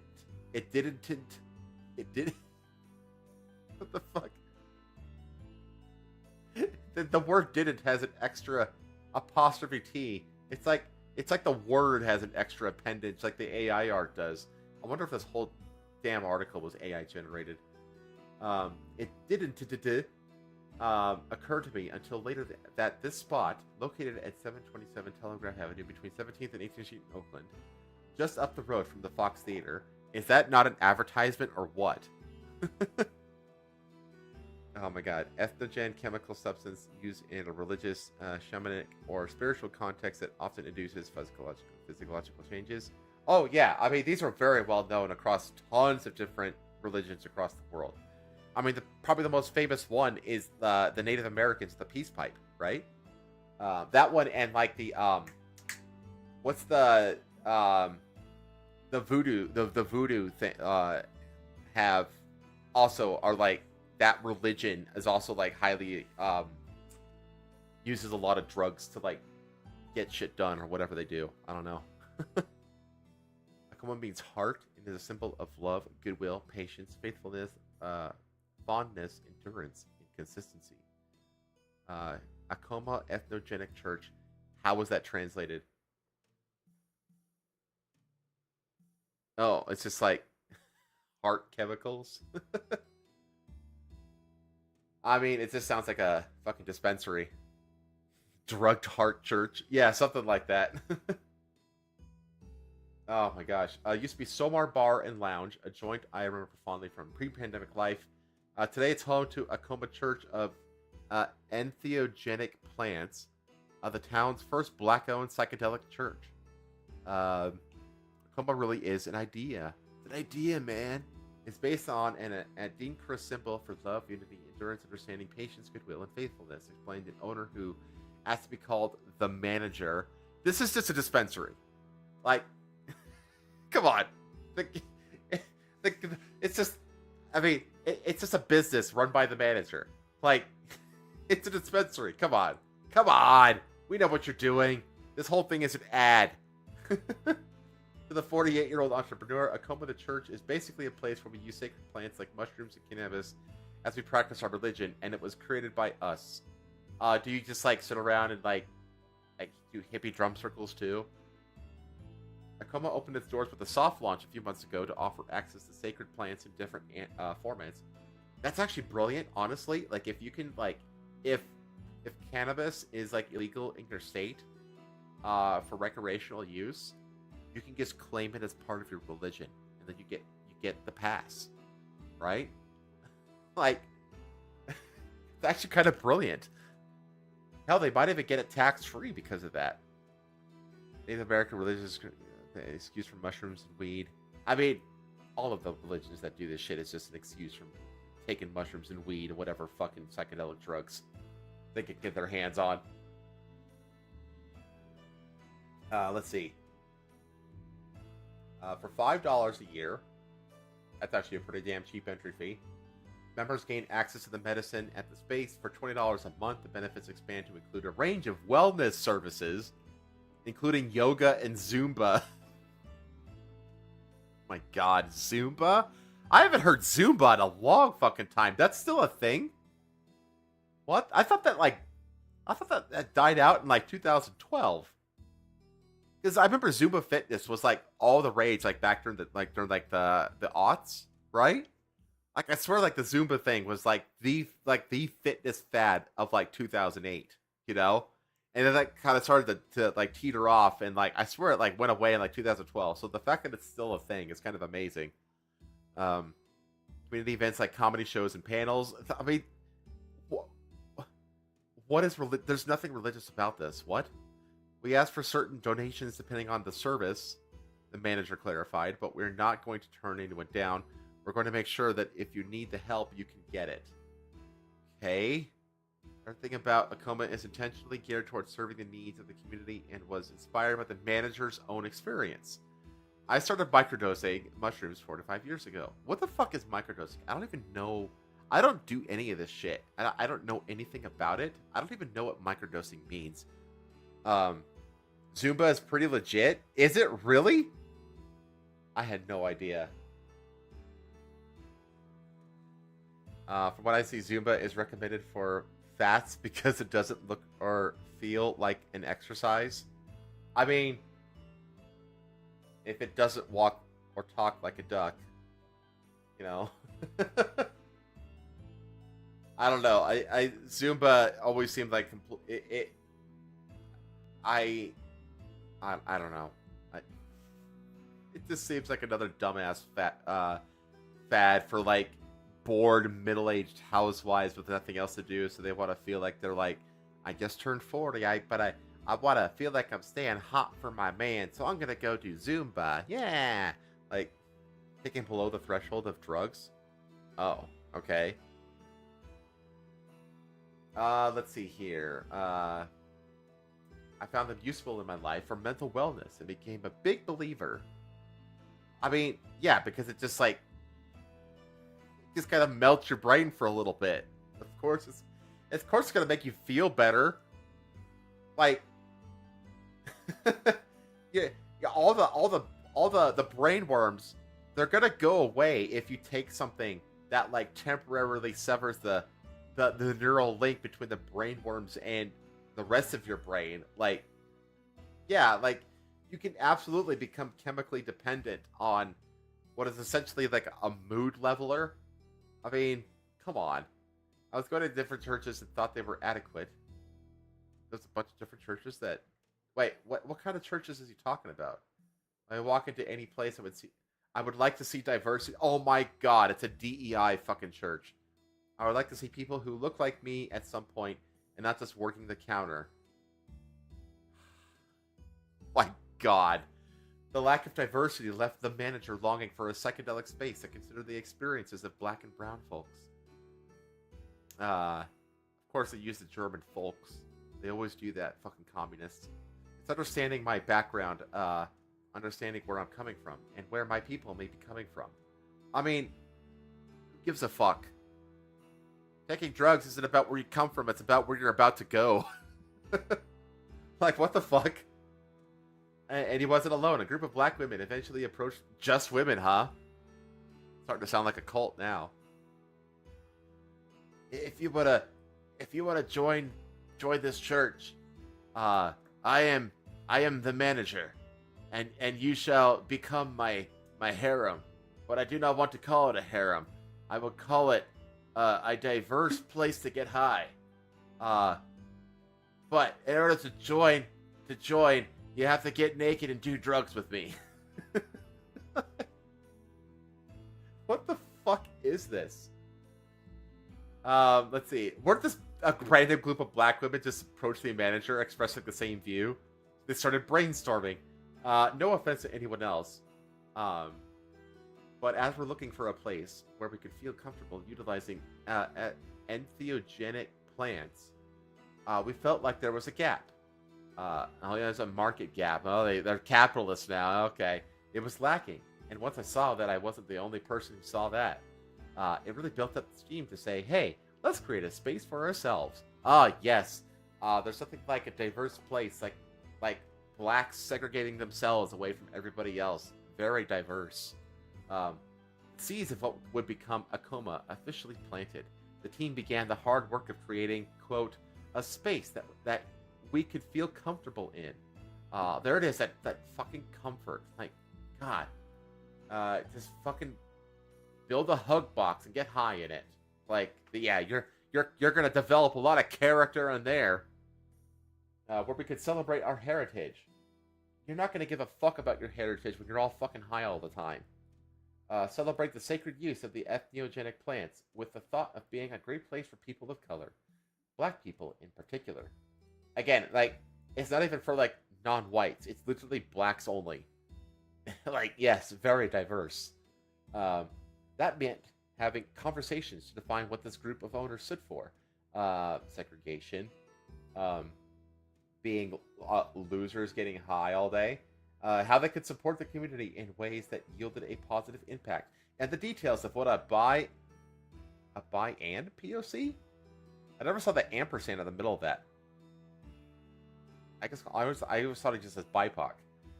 Centered entheogenic church should even look like. Why? What is the church angle here? It just sounds like I just want a place for me and fellow blacks to get high. Like, that's all this is. I don't. How long until the DEA comes in? God. What heritage do they mean in the U.S.? Do they mean the imaginary heritage, ex-African country they think they are associated to?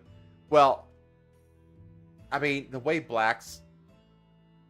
The way that non-blacks talk about black people in America, it really does seem like non-blacks, at least leftist non-blacks, think that African Americans and Africans are the same thing.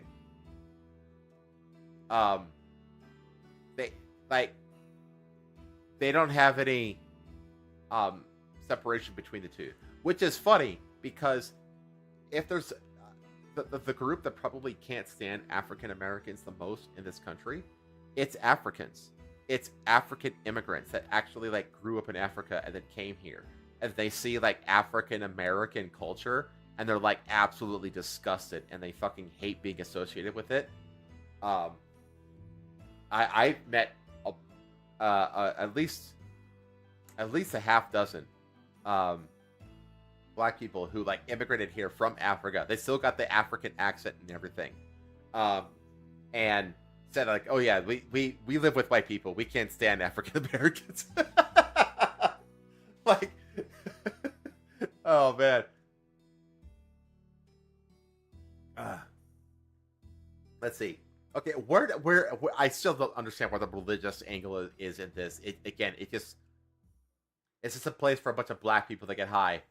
But I had to confess, this place with its red walls and chill vibes looked more like a perfect excuse to dress up and go out on a Friday night than it did a house of worship offering ethnogenic sacraments. Based purely on imagination, of course, as this was my first visit to such a church.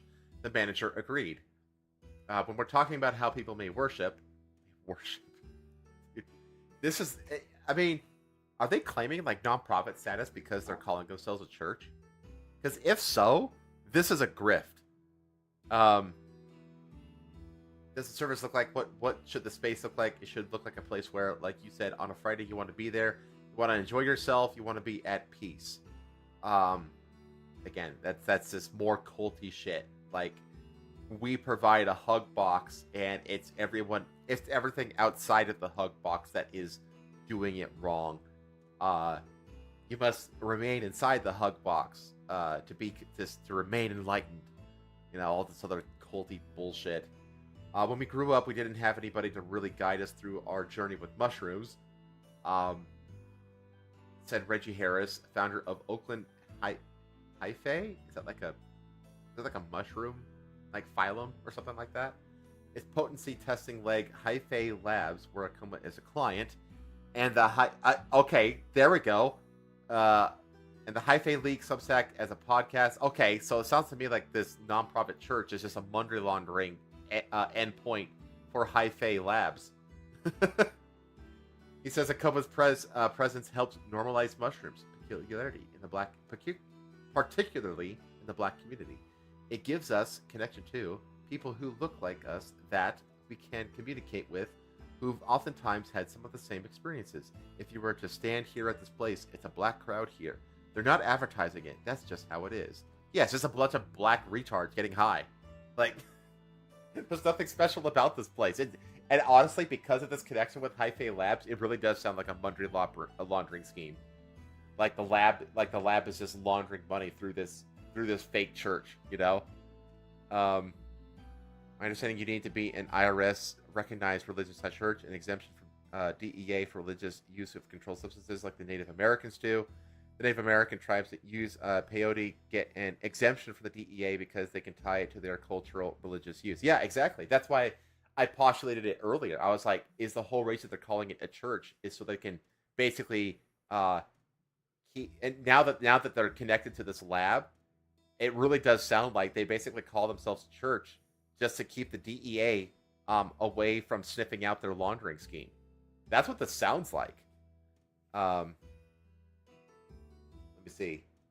Sure enough, there were multiple black practitioners studying Akuma's menu within minutes of its opening that evening. The manager placed a small amount of medicine on a small scale for a customer who asked to be called L, and then described coming across Akuma via Google search for magic mushrooms. I have played Mario Brothers quite a bit, and because of that, I know that magic mushrooms make you big. I went online, signed up, and then came through. L said of his first visit, which left quite an impression. I'm like, it's beautiful. People of color all up in here. It's like, it's beautiful because blacks. Like, people are so, like, cluelessly racist. It's hilarious. They had the music up my first time in here. It was popping. L began to explore the mushrooms as T with the manager's guidance and some trial and error. I was a little bit nervous at first because I just smoked herb, mostly for my back pain and spasms. Taking muscle relaxers is going to make me drowsy, and I'm trying to get away from that. I had to learn that drinking alcohol is counter to the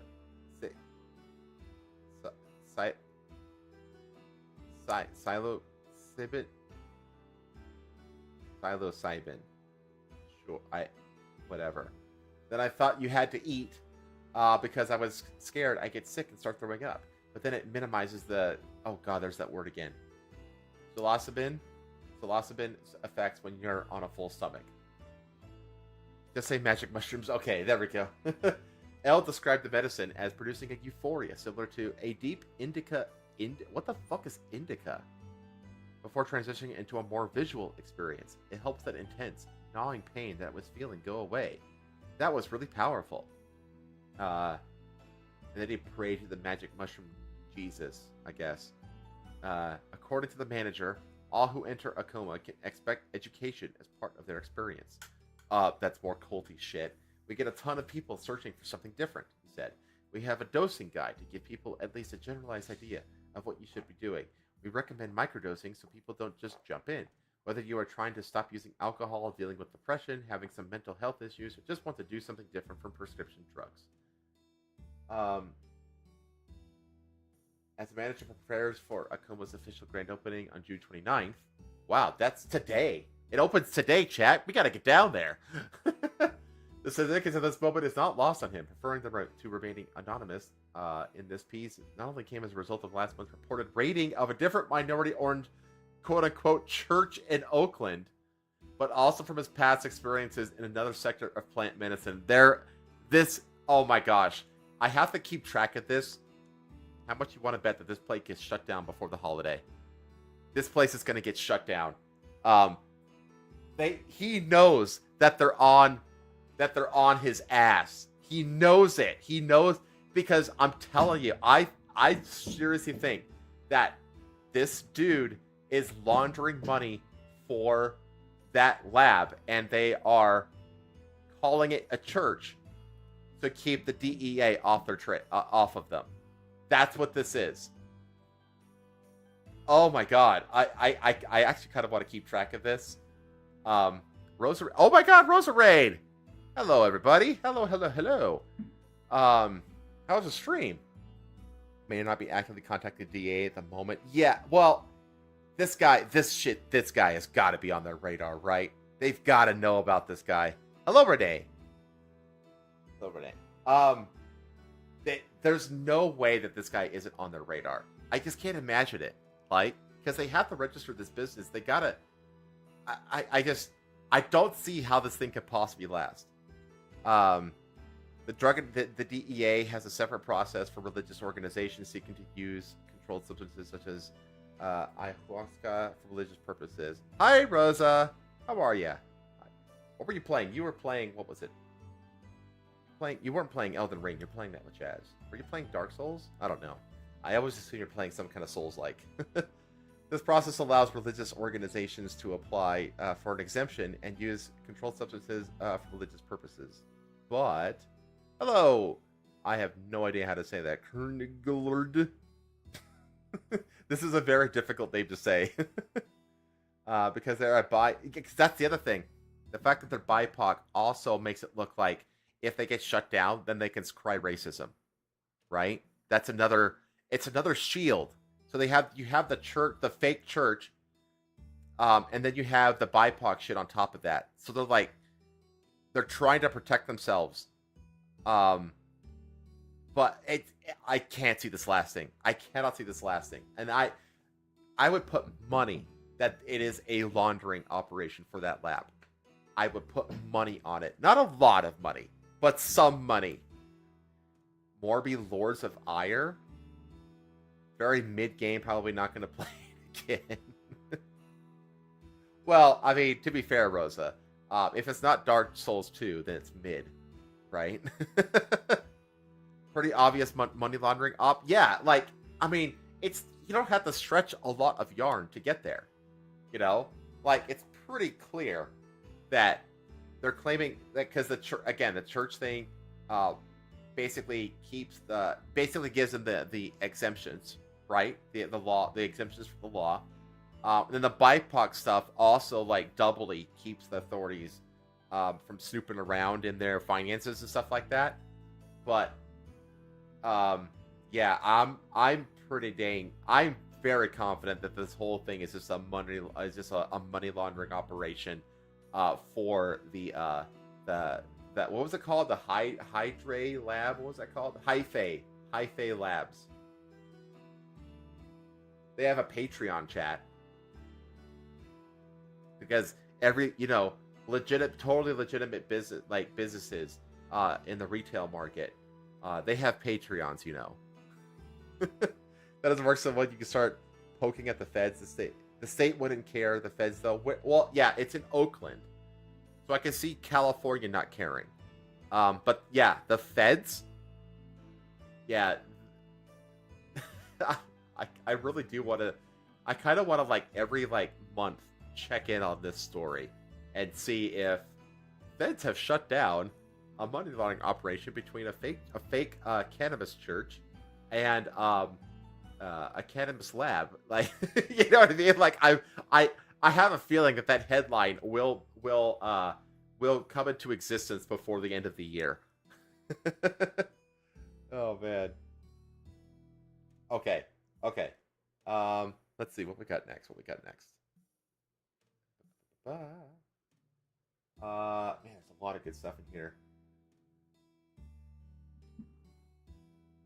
Man, I don't.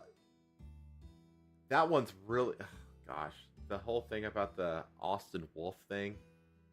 I feel like I want to cover that during the Pride Month Pandemonium stream next weekend.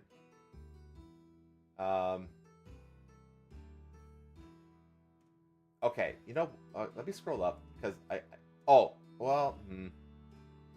yeah, let's do the Hooters.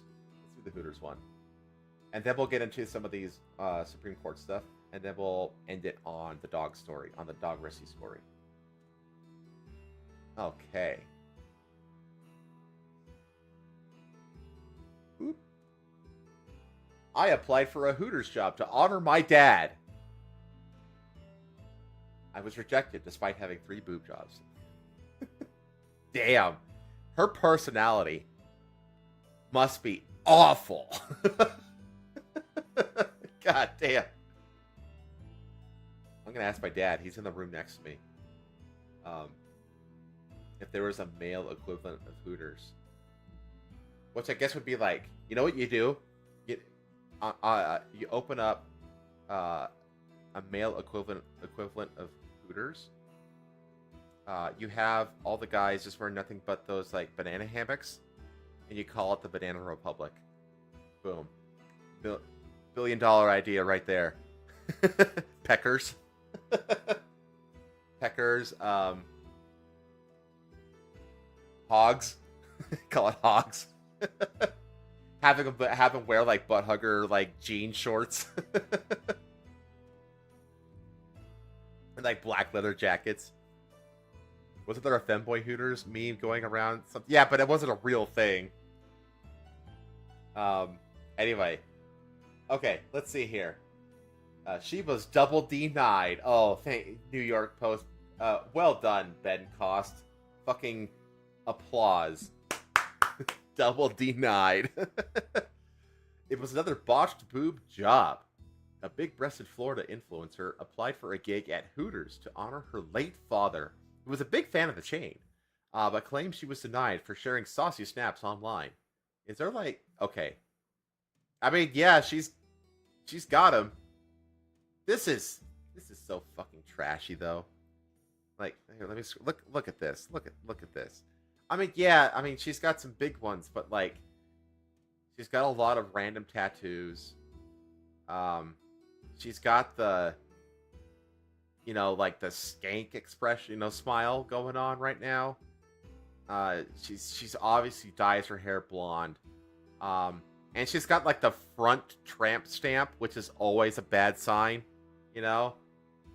any tattoos below the belly button is careful.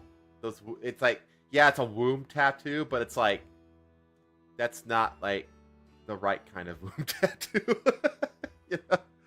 Oh man. That's most of the courtesy of the type of server people want. No, I mean, she looks a lot better here, though. I will say, 35-year-old single. Of course, she's a single fucking mom. Of course, she's a single mom. Oh my god, I'm sure her kids are proud. Let's see. On our late father was a big fan of design concerning sauces. Growing up, Hooters was one of our family's favorite restaurants. Aileen Ashley, 35. Oh man, she's rapid. She's either in the middle of crashing into the wall, or it's like right in front of her. You know what I mean? Told Jam Press of her failed application to the restaurant in which waitresses wear skimpy orange and white uniforms to accentuate their assets. Yeah, I know. Twin Peaks does it better. But let's be real, the Twin Peaks uniforms are way better than the Hooters uniforms. If you don't know Twin Peaks, they're like forest themed, and all the girls wear like, they basically wear like Daisy Dukes and like a cinch tied up red top. Way better than Hooters. Way better. Tilted Kill also better, indeed. Like honestly, out of all of the restaurants out there, uniform wise, Hooters is easily the worst. Easily the worst.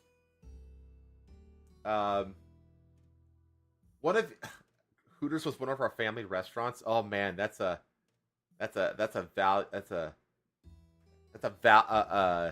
dad who instills values into his family. Who just like takes his family to Hooters all the time. That's a good dad. Restaurants, yeah, that's what they're called. Let's see.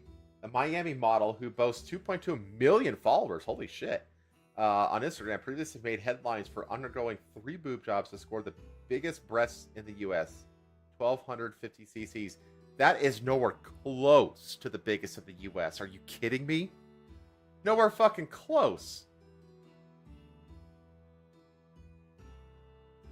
You gotta push past like 3,000 cc's to like try to get to start getting close to the record in the United States. I mean, yeah, this bitch is gaslighting. It's the max done in the U.S. Yeah, but that's why you go outside the U.S. and you can get bigger. Trust me. However, the Bucks and Bombshell, who also had them removed after they literally went bust and caused her a host of health problems. Yeah, that's the unfortunate thing about breast. Because here's the thing. Here's the thing, chat. Like, when it comes to like real versus fake breasts, real breasts are great, like small and medium sized, like D sized at the biggest. Once you get past D, you kind of want them to be modified in some way, because natural breasts past the size of D, they get really weird and lopsided and gross and just strange, and they get really fucking strange.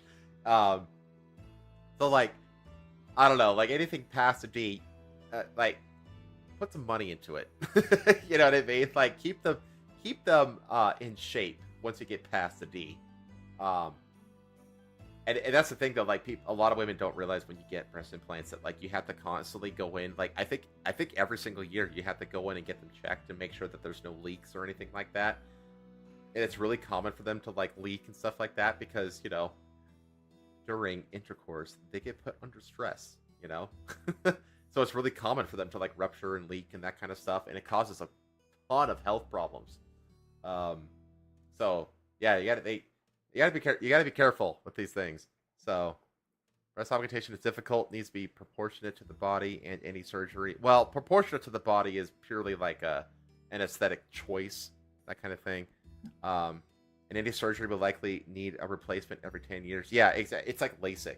You know, you have to go in every 10 years and kind of get it redone.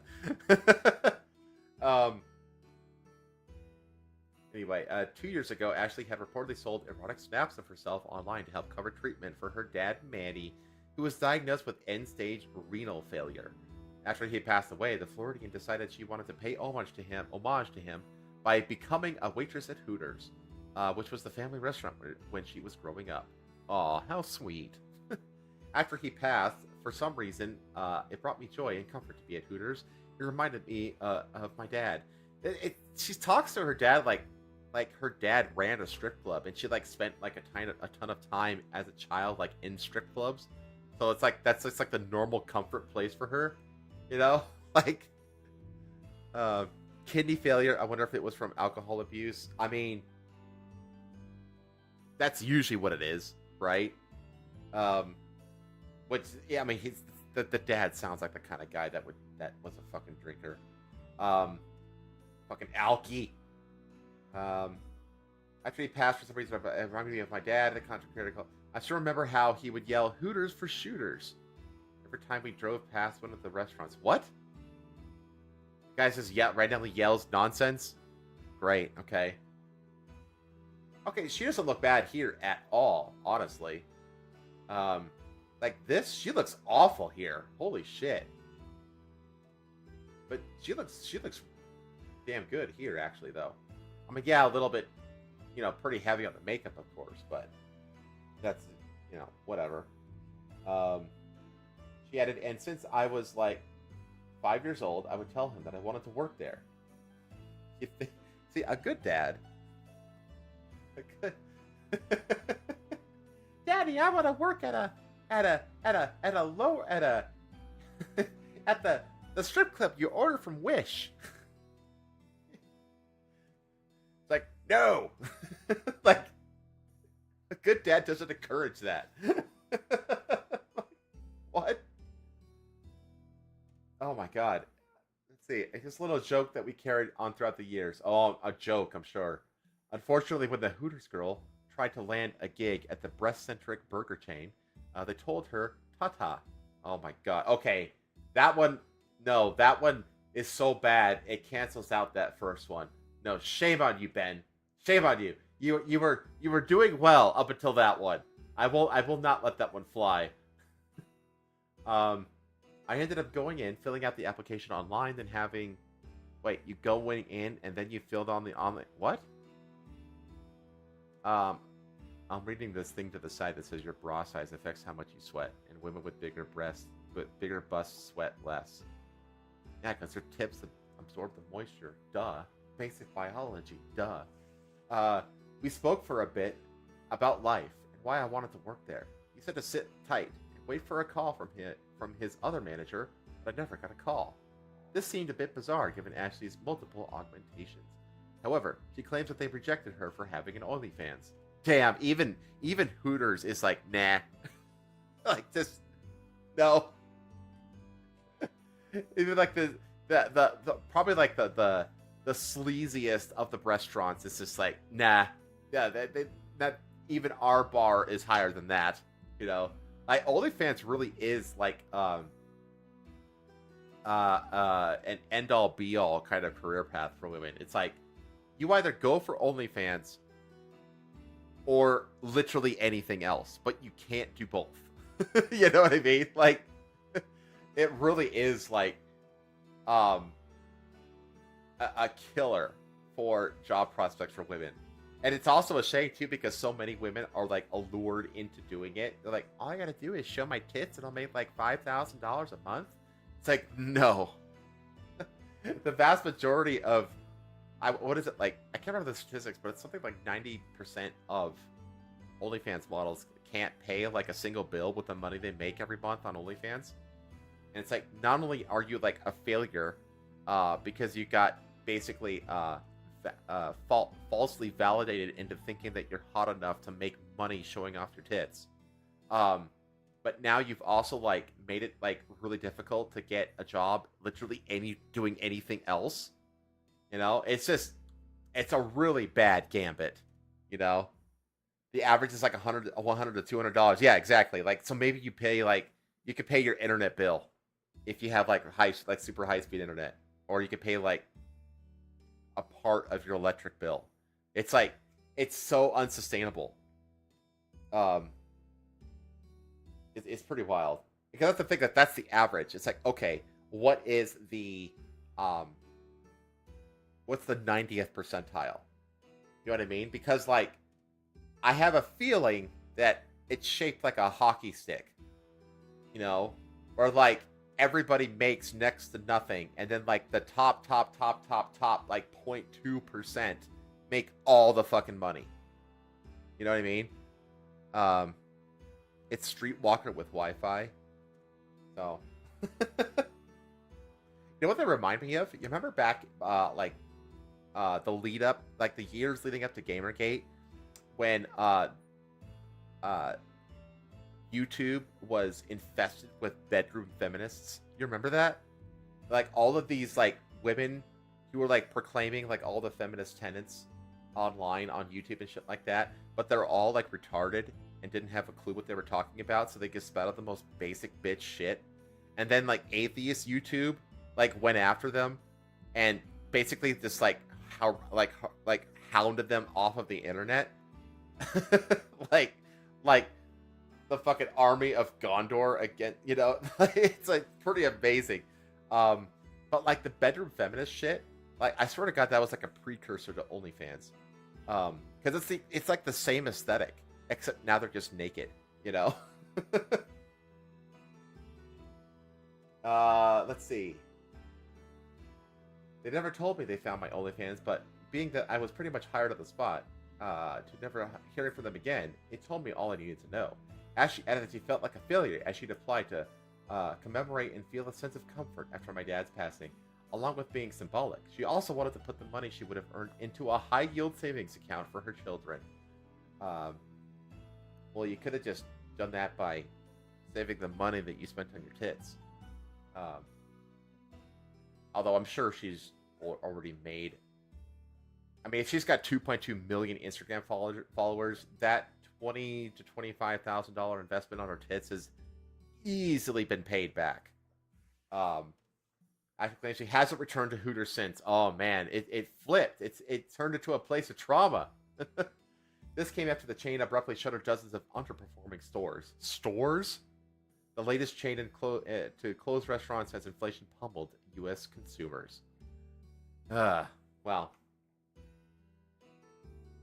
It would have been been a larger risk to their brand for hiring. Oh yeah, absolutely, absolutely. But the thing is, there's a fuck ton of OnlyFans models that are Hooters and like restaurant waitresses. Like they're all over the fucking place. They have to be. I can't imagine that not being like a normal thing. You know what I mean? Anyway.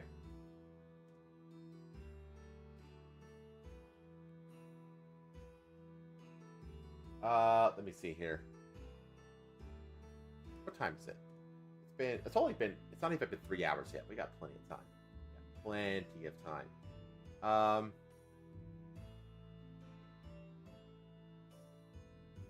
All the Supreme Court cases.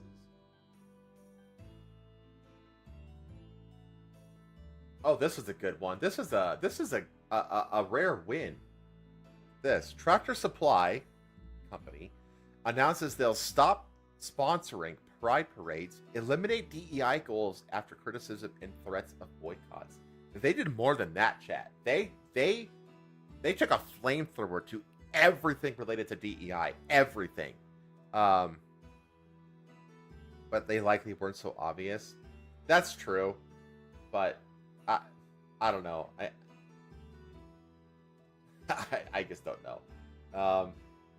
It just seems like the Instagram to OnlyFans to Hooters pipeline seems like a very real thing to me. You know what I mean? I don't know if that's the right order, but I feel like there's a pipeline between those three things. Okay. Tractor Supply Co. didn't want to become the next Bud Light. After the controversy last year over Bud Light partnering with transgender influencer Dylan Mulvaney, the iconic beer brand lost billions of dollars and is still struggling to recover not only market share, but also its reputation that it lost from ensuing boycotts. Yeah, that market share thing is kind of bullshit, though, because the brand that took or gobbled up most of that market share that they lost is owned by the same parent company. So, you know, what's it called? NBev? I think NBev is the name of the company.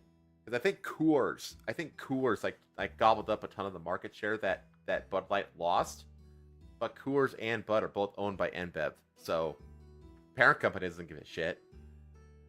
Let's see.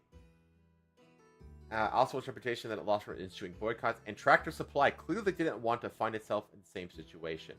The retail chain has recently come under fire online after criticism over their implementation of DEI. I don't need to tell you what that means. Policies. I'm going to do something really quick here. page a little bit better to read. There we go. The retail chain has recently come under fire for criticism of the DEI, releasing videos about things like the importance of women voting, which seems pretty unrelated to selling farm supplies. And their funding for pride events and climate change initiatives. It's just, you're a fucking tractor company. Like, oh my god.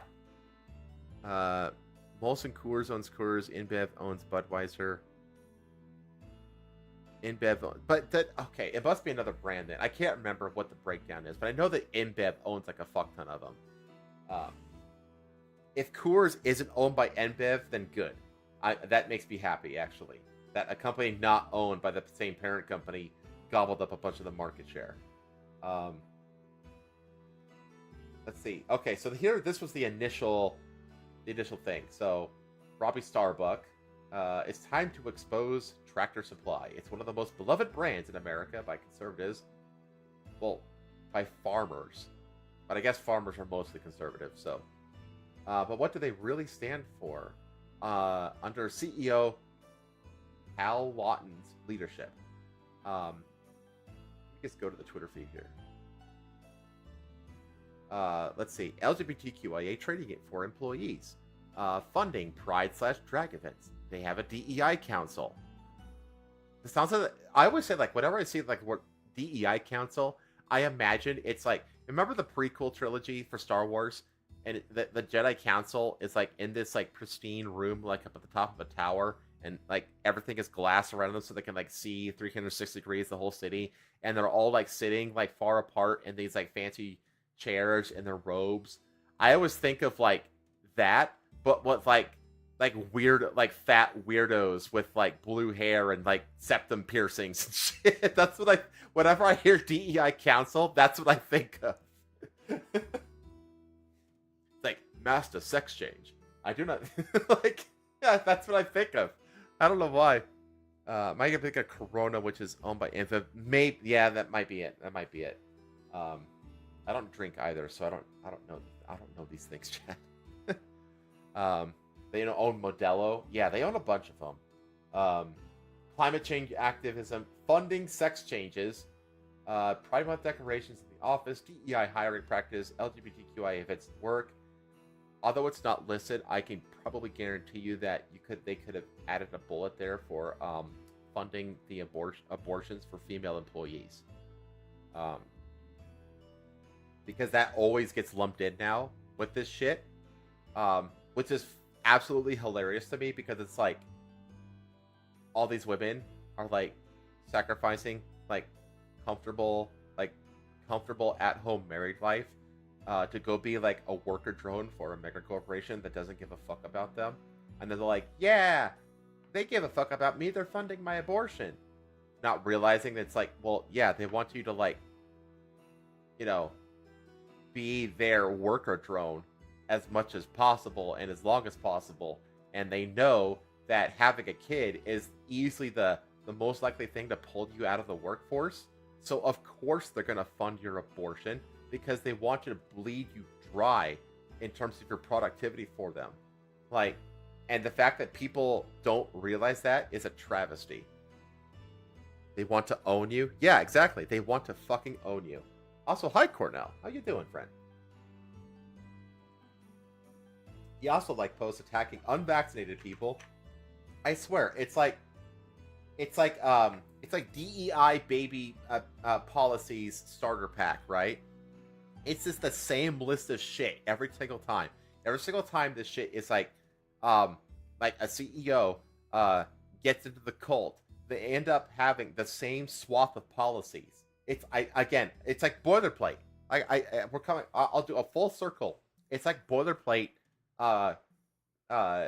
DEI policies, and it's like it's always the same suite of bullshit. And Allison W. Sports, when she left ESPN over the COVID vaccine, let's just say those likes make it appear he's not fond of people who chose to skip the vaccine. I take no pleasure in bringing this all to light. Yes, you do. I'm a Tennessean who loves to support Tennessee companies, but Tennessee is a shitty place to live. As a proud Tennessean, I know these woke priorities don't align with our state or Tractor Supply's customer base. Now that's true. We must make our voices heard. Hal Lawton needs to understand that we don't want our hard-earned money spent on these woke priorities.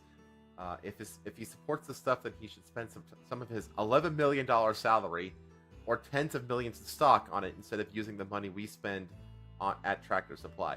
You also ever notice that this stuff never comes from the bottom up? It's always top down. It's never like, or very rarely, I should say, is it like a grassroots thing from inside the company that like causes like the management to like do all this shit. It's always like some fucking manager, some fucking C-suite cunt, you know, gets the brain rot. They get the DEI, the woke brain worm, and then it's just mandated top down. You know, that seems to be like the way it's always done, or like maybe not always done, but most of the time it's done that way. It's fucking wild to me. It's really always top down and from some random person that was brought in first. Yeah, exactly. It's the same shit with Boeing. Boeing CEO is like a fucking like trans freak, and it's like being trans. I mean, it's weird. It's a mental illness, okay, you know, but you don't have to be a fucking freak about it, you know. Like Blair White isn't a freak about it. Buck Angel isn't a fucking freak about it. You know what I mean? They just pass. They do what they do everything they can to pass is what they're not, and then they just get on with their lives. You know what I mean? Fully understanding they're not the thing that they're pretending to be. But like, I swear to God, these fucking the Boeing CEO is a fucking trans freak who just top down like forced the company into this fucked up woke paradigm, and now it's like in the gutter as a company. Like, holy shit. To the point where like Boeing is being brought up on like Fortune like quarterly earnings calls and quarterly like state of the company calls for like Fortune 100 companies. Like, they're getting brought up in those meetings as like, so how do we not become Boeing? You know what I mean? Like, that's how bad it is. The kind of sex you like is not an appropriate topic for work. Yes, true. Events built around the kind of sex people like to have should not have kids at them and should not be funded with the money we spend at Tractor Supply. If you're as disturbed by what you learn, hang on. That paragraph I just read, like, the fact that that's not like basic like practice and knowledge at companies it just tells you how ideologically captured these fucking C-suites are by this bullshit cult. If you're as disturbed by what you learned in this video as I am, here's what you can do. Don't take it out of your local store. The vast majority of them are conservative and hate that corporate is pushing this on them. That is very, very true. It's never the fault of the rank and file. It's not them. It's always middle and upper management that do it. A lot of the times, I actually think that the pipeline, it kind of works like the way the cavity works at a tooth.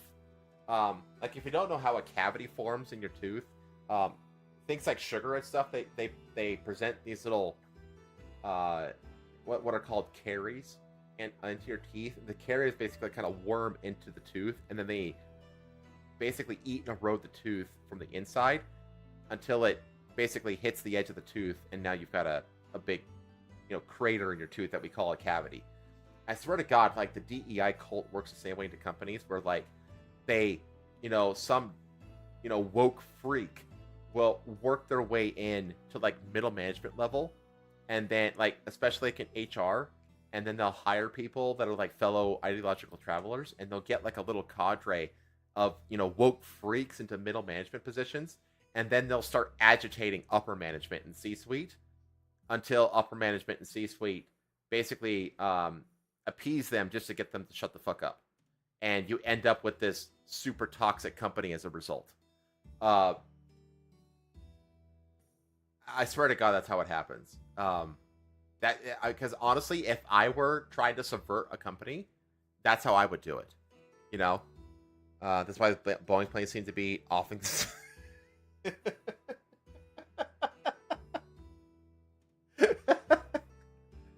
Oh man, it's just another. It's just another statistic, chat. Just another statistic. Oh man. Sec. Uh-oh. Are you guys getting a solid feed for me? Because I am getting an error on my side. Am I still live? Mark literally called for them. Oh yeah, yeah. I think I'm still live, but I'm getting caution messages all over the place right now. Bit choppy on my end, like there. Uh oh. Still live?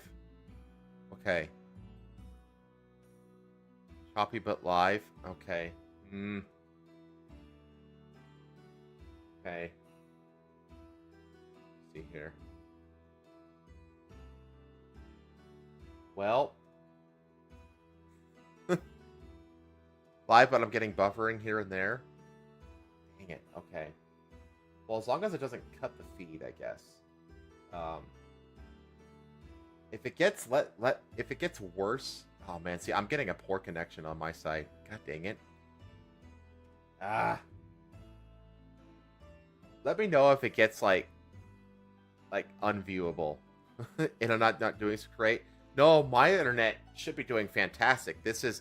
I literally bought internet, my own internet feed at it's like a gigabyte speed at my parents' house. It's my feed just for me. I bought it as a separate internet feed into the house. I had them install the coax and everything just so I could do the streaming and that kind of stuff. And it's been really great this whole time. So the fact that it's kind of failing now is worrying me. Same with the buffer. Okay, well, it's happening more frequently. Oh God, no! Do I have to restart the stream? I might have to restart the stream. God dang it. Hang on.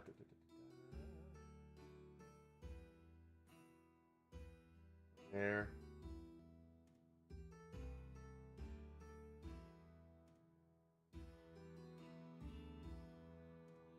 Okay.